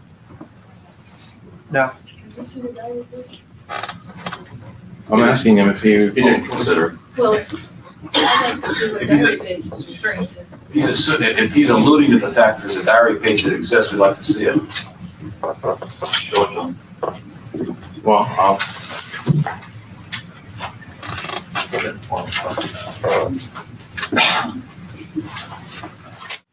Sir, I take it when you were talking about the going through Mrs. Broderick's diary, you indicated that there was very little as far as her depression, other than you remember one thing that I mentioned, is that correct? There's something about shaking in her bed. Oh, there are frequent mentions of one or the other of the sorts of symptoms that can occur in depression, but there is never, as I said, a pattern of multiple symptoms simultaneously and evidence of it being persistent enough to meet the criteria. But there are lots of references to one or another symptom. You mean, so what she doesn't do is that in the DSM-3, don't they say that even people who are having a depressive episode, their descriptions will be sometimes just as simple as I just feel bad or I don't feel good, they don't explain well what they're feeling? That's true of when patients present. The,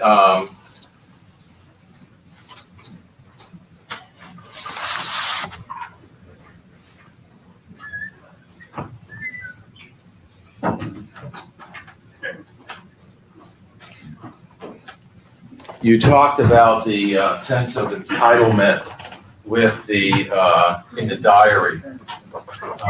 You have that entry in the diary? Do you have that entry in the diary, or you just have your notes? I just have my notes. Okay, so you did not do a entry yourself, or you don't recall doing an entry yourself as to the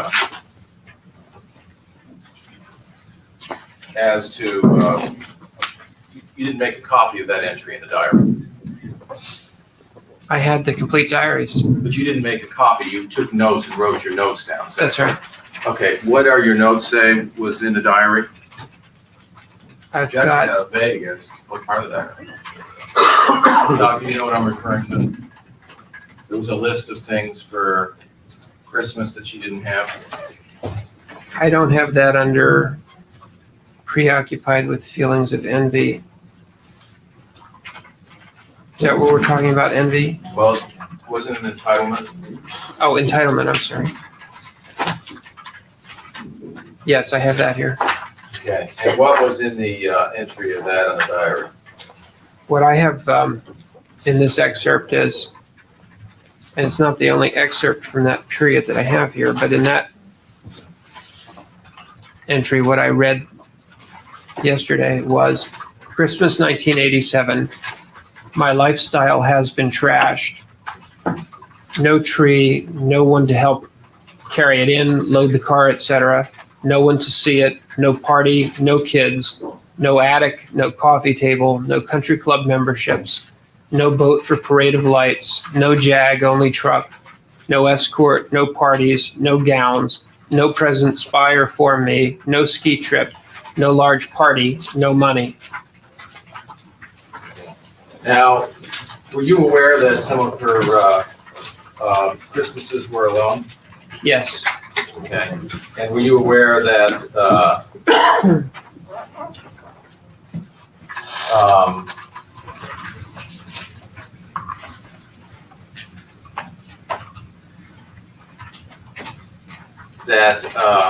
Christmases were an important part of her life before?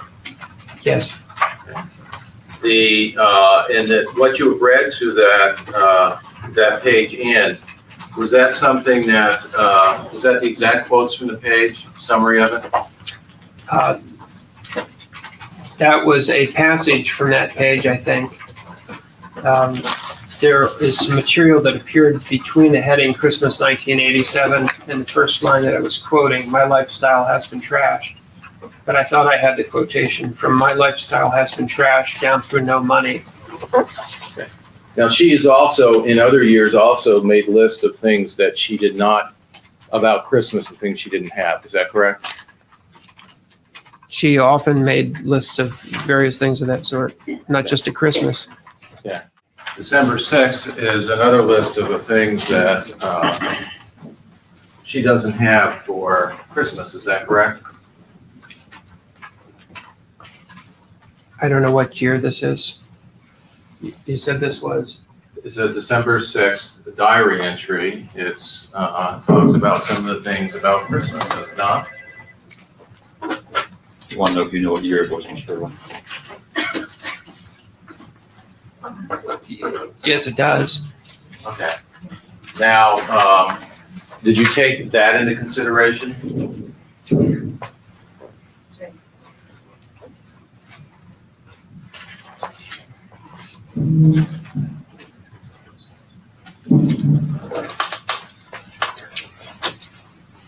As her sense of entitlement?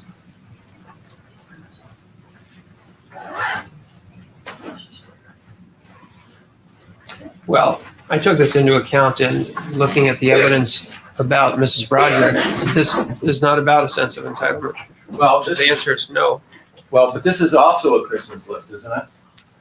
No, this is why she's depressed. According to the top of the entry. She's saying that she's depressed because the kids are with her and because she didn't get to go to the Blackstone ball. And she's got a list of the things that are depressing her.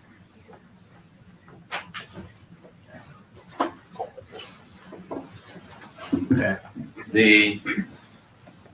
She's talking about overwhelmingly depressed, and she has some things that she has missing. Objection as to counsel reading this page.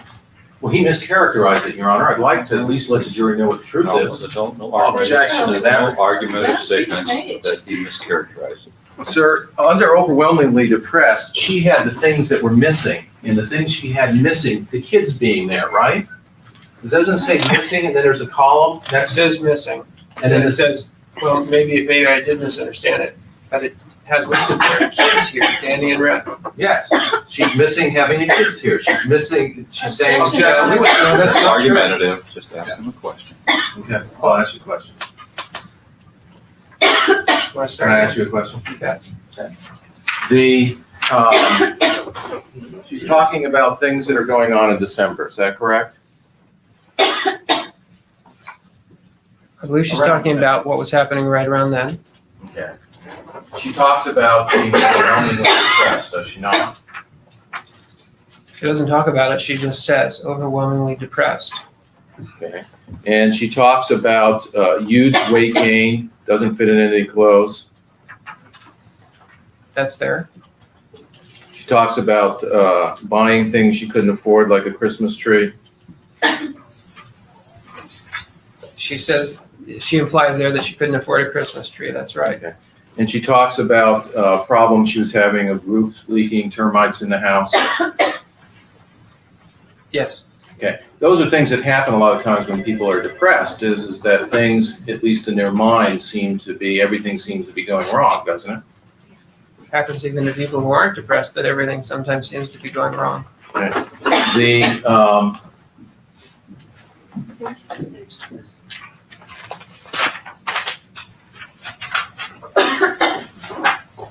And before the witness is finished, Your Honor, I would like the same courtesy of seeing all the pages he's referred to. As often. All right there, go ahead. Well, I mean, I'm pulling the pages out and showing them to him. I think I have the right to the same courtesy as when they asked him to refer to. Mr. Early, this is inappropriate. If you have a question, ask him. Doctor, could you get for me the pages you referred to in your testimony? That's not an appropriate question, Mr. Early. It's right there. Look at them all if you want later. Ask him questions. Now, you talked a little bit about accepting of responsibility. Now, does that mean acceptance of some responsibility? Does that mean that a person has to say, I was just totally wrong with no reason whatsoever? Or am I making any sense? In other words, let me give you an example. If someone comes home, has a hard day at work, yells at their child, and then says to somebody, I was mean to my child, I had a bad day at work. Is that acceptance of responsibility? Depends on when and to whom they say it, but yes, if they say it to the relevant people on a timely basis. Okay. Well, for instance, in the diary, I mean, all she's doing is writing, is that correct? In other words, she's writing it to herself, basically. Well, she's writing it to herself in posterity. She began this on the recommendation of an attorney to document something for litigation. Okay. Now, at some point in time, and also when you're documenting something for litigation is, at least your understanding, an adversary proceeding, usually. For the parties, it is, yes. Okay. So when somebody is documenting something as the reasons as an adversary proceeding, what they're going to be doing is looking at the things that they can use that the other person does normally. That's what the adversaries will do, yes. Okay. So it wouldn't be unusual in a diary that's being kept somewhat for her to use as evidence to have a lot of listings of what she thinks somebody else might have done wrong. Since it's an adversary, that's why she's keeping it. That's a good point. Okay. Now, at times in the diary, as the years go along, the diaries, her writings become much bigger. 1988, 87? Well, it's difficult to be certain of that, but it would appear there's that trend. Since she didn't always make the entries at the times they're dated, and because of the jumping around, it is hard to say, but that may be what in fact is occurring. Now, I asked you a question about, at some point in time in the diaries, she says to herself that she needs some financial security and that she's too enraged to have the children around because she can't accept responsibility for them at that time. In other words, she recognizes her own rage and that's the cause of not having some responsibility for them. Would that be some acceptance of responsibility? Objection, they expect something evidence. No, it's just asking a question, O'Leary. You can answer that. Did you understand the question? I do, yeah. I think the way you phrased the entry now, that is more accurate than the one before, and that, yes, that implies some recognition that she doesn't want to be responsible for them when she's feeling this way. And that's a responsible thing to do. Okay, so when you made the comment that there's absolutely nothing in the diary that shows any acceptance of responsibility, this would be at least something when she talks about that this time. I don't think that this taken as a whole reflects much sense of responsibility. Basically, she's saying here that when she gets her money, she'll be willing to talk about custody. Right now, she's too angry to be around the children or accept any responsibility for them. Well, she gives her reasons why she's angry, but she says that one of the problems right now with custody is that she's just too mad to have the children around, and she needs to relieve that anger so that she can deal with them. She gives a reason, though, right? Is that a statement or a question? It's a question. She gives a set of reasons. She wants money, she wants her house, she wants her car, she wants her social standing, and only then will she talk about custody. And at the moment, she's too mad to be around them. And do you know that at that time when she was dealing with Mr. Broderick, she was at least having some problems with, she didn't have any support at that time, any court-ordered support? Well, objection, unless the doctor knows what real support Mrs. Broderick was getting at that time. Well, do you know whether there was court-ordered support? Just asking you if you know that. No, I believe that Dan was supporting her voluntarily. Okay. And do you know whether there was any fine system set up? I know there came a time that there was. And do you know whether there was any times where there was problems with, before that, no money in bank accounts? I don't know the truth of those matters. I know what some diary entries said about it. She was, at some point in time, there was diary entries, a number of them, about her being concerned with delays in the proceedings and problems with trying to get her life back on track and self-esteem, was there not? Objection, Vegas, look at the time frame here. Put a time in it, Mr. Earl. Well, okay, we'll start with 1985.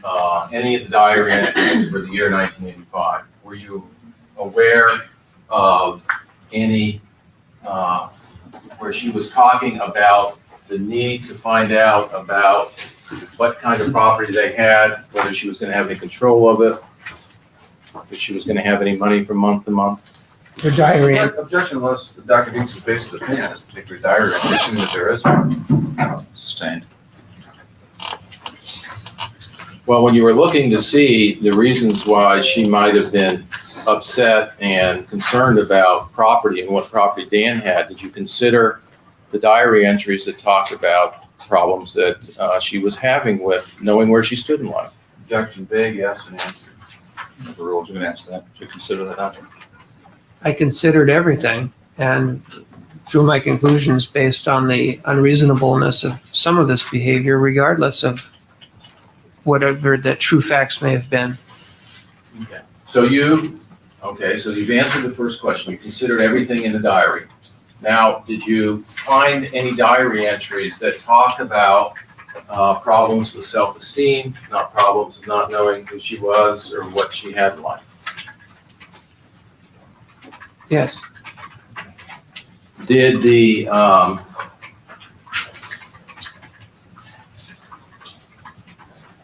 you were talking that there were some, issues surrounding,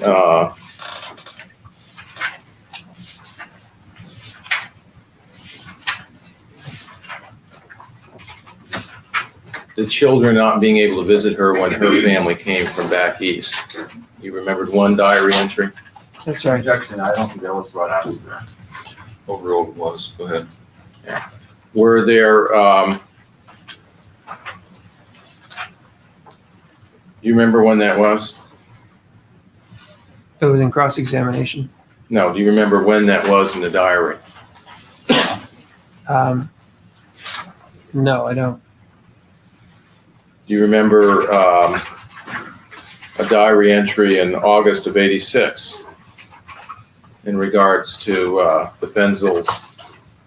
You can objection, if he wants to show him the diary page, you can look at it and see whether or not it forms the basis of his opinion, or it's impromptu. I can Overall, go ahead and ask some questions. remember a diary entry such as that? Such as what? That in August 22nd of 1986, problems with the kids, her having the kids so they could visit with relatives.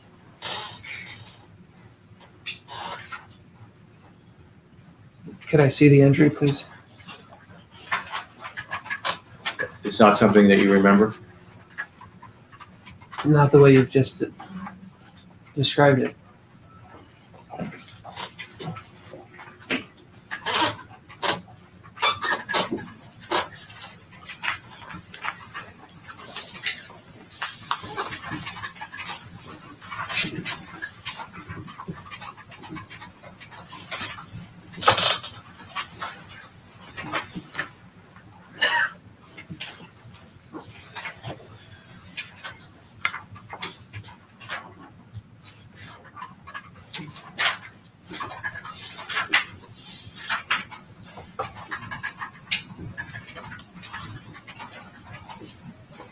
Right.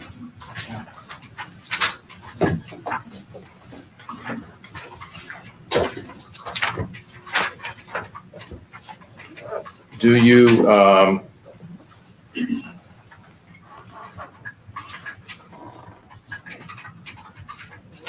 remember a diary entry shortly after that where the Rogers family was at the beach and the kids couldn't visit at all?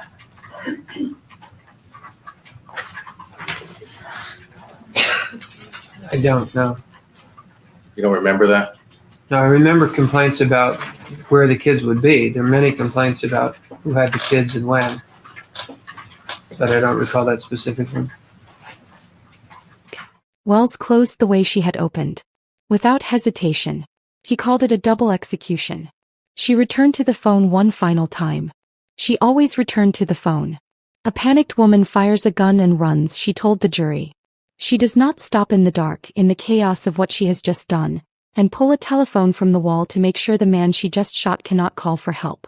That is not an accident. That is not a blackout. That is a decision. She played the answering machine recordings one last time.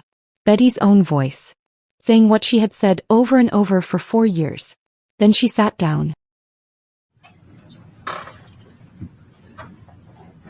No, not coming here for the exchange? No. Why not? No, he just said no. What are you going to do over there? No. What's the matter? My stomach. Well, I'm going to make a wonderful, wonderful Thanksgiving dinner with all my wonderful food, and the Boyces are coming, and the McKelsons are coming, and the Sarrises are coming. We're all going to have a wonderful time, and you guys need to be here. You don't belong in the... And your father and his drunken, divorced friends, like last year. Remember last year the said your father had... Yeah. She was right.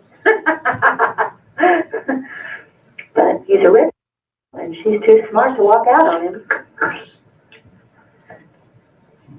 Well, where's Lily? Is she still there or did she go away? What? Lily's still in the room you're in, or she go away? She go away. Poor little Muffy, I put her out back to get some exercise in the sunshine, and she's crying at the back door. She wants her babies back.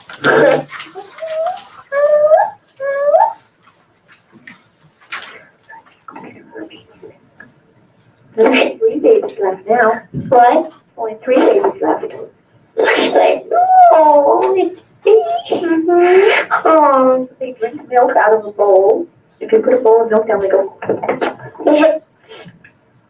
I haven't given them any food yet, but they're kind of cute.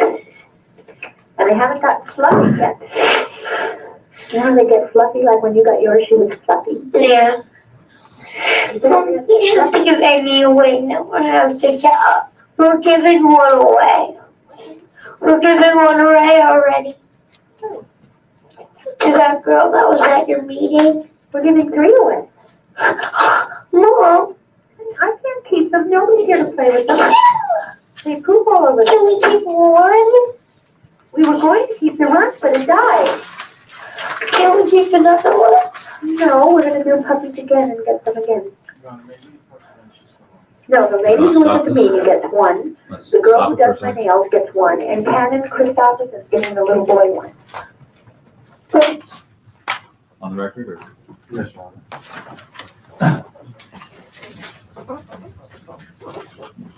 You and I we have Topsy and nothing.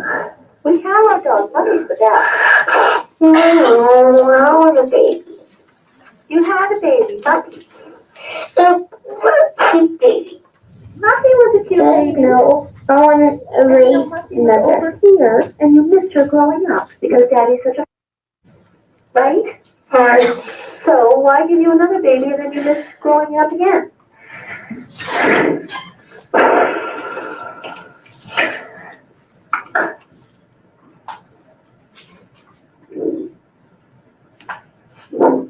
But I need to tell you this, but you gotta learn to stick up for yourself, and you gotta speak up to Daddy. He's killing you all. He's ruining your lives and killing you, and you've got to speak up and fight back. I'm not dead. Yeah, well, maybe you're not dead physically, but emotionally you're dead. You don't have anyone that loves you or cares about you over there, and he mistreats you, treats you like a little piece of shit. And he's a cold-hearted. What kind of a parent is that? A cold one. Bad one. A very, very, very, very bad one. And you shouldn't put up with it anymore. You should tell them to and Lily and Danny should say, and come over here. Tell them to drop dead and go away. And then you'll be happy over here.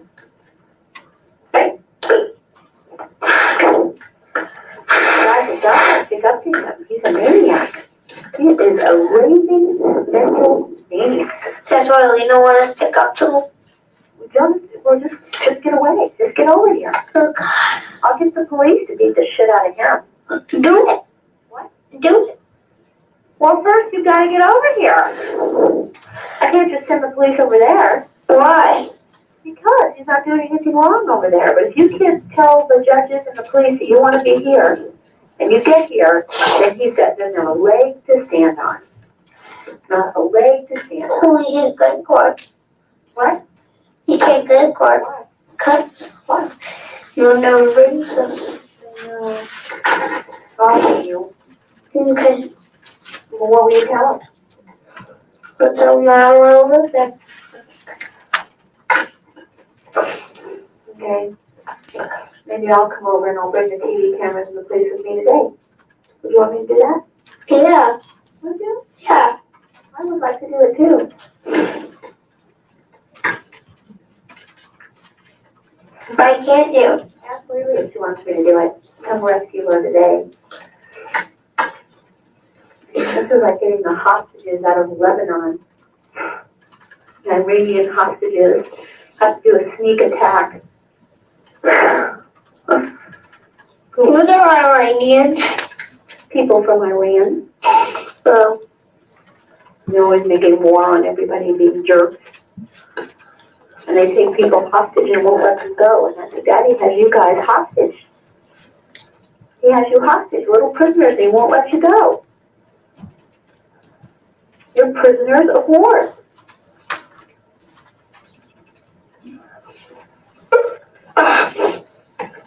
Poor baby. Could you call Danny and talk to me? What? Is Danny anywhere where you see him? No. Or hear him or anybody? No. Where'd he go? I don't know.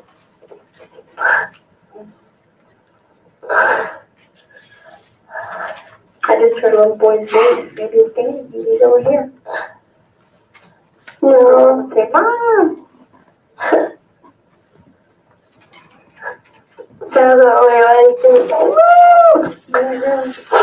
Sounds like he's coming up the private road. Wouldn't that be a surprise if he came here? Yeah. That was a surprise that day you came here, remember? What, from the beach? Yeah. I hear kids down on the beach playing. You heard kids down on the beach playing? What, honey? Did you hear people at the beach playing? Yeah, I hear them yelling. And I hear the waves crashing. And I hear Buffy going, she wants a baby. Brad, when are you going to get over here? I don't know. When he tells you you can't come for Thanksgiving, don't you say anything back? Or you just say, oh. Uh-oh, Buffy, stop it! Buffy, stop! What is she doing? She's waiting here for the baby. Well, go fight, beat up Daddy. What?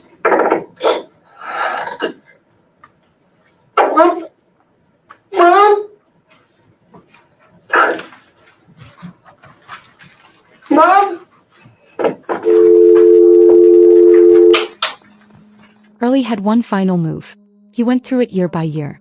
Every contempt filing, every fine, every custody hearing, every door that closed in Betty's face because the man on the other side knew exactly which doors to close and how. He asked the jury to sit with what 4 years of that accumulation actually feels like. Not to excuse it, but to understand it.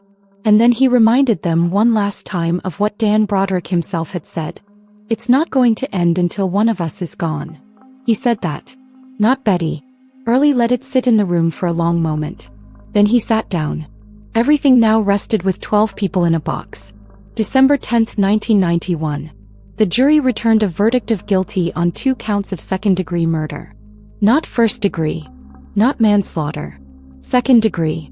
That distinction matters more than it might seem. First-degree murder would have required the jury to find full premeditation, that Betty planned these killings with deliberate intent. They did not go that far. They rejected the prosecution's strongest argument. But they also rejected the defense entirely. They did not accept diminished capacity. They did not accept the dissociation.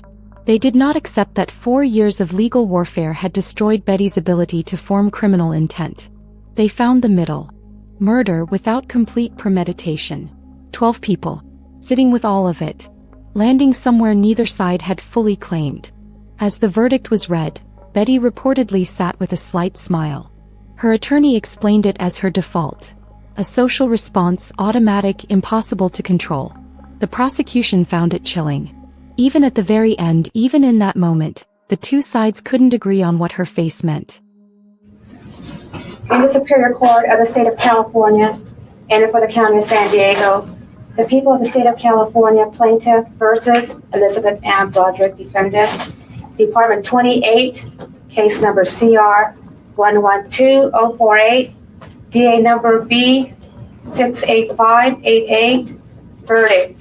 We, the jury, in the above entitled cause, find the defendant, Elizabeth Ann Broderick, guilty of the crime of murder in violation of Penal Code Section 187(a), a felony as charged in count 1 of the information, and fix the degree thereof as murder in the second degree. Victim, Daniel Broderick.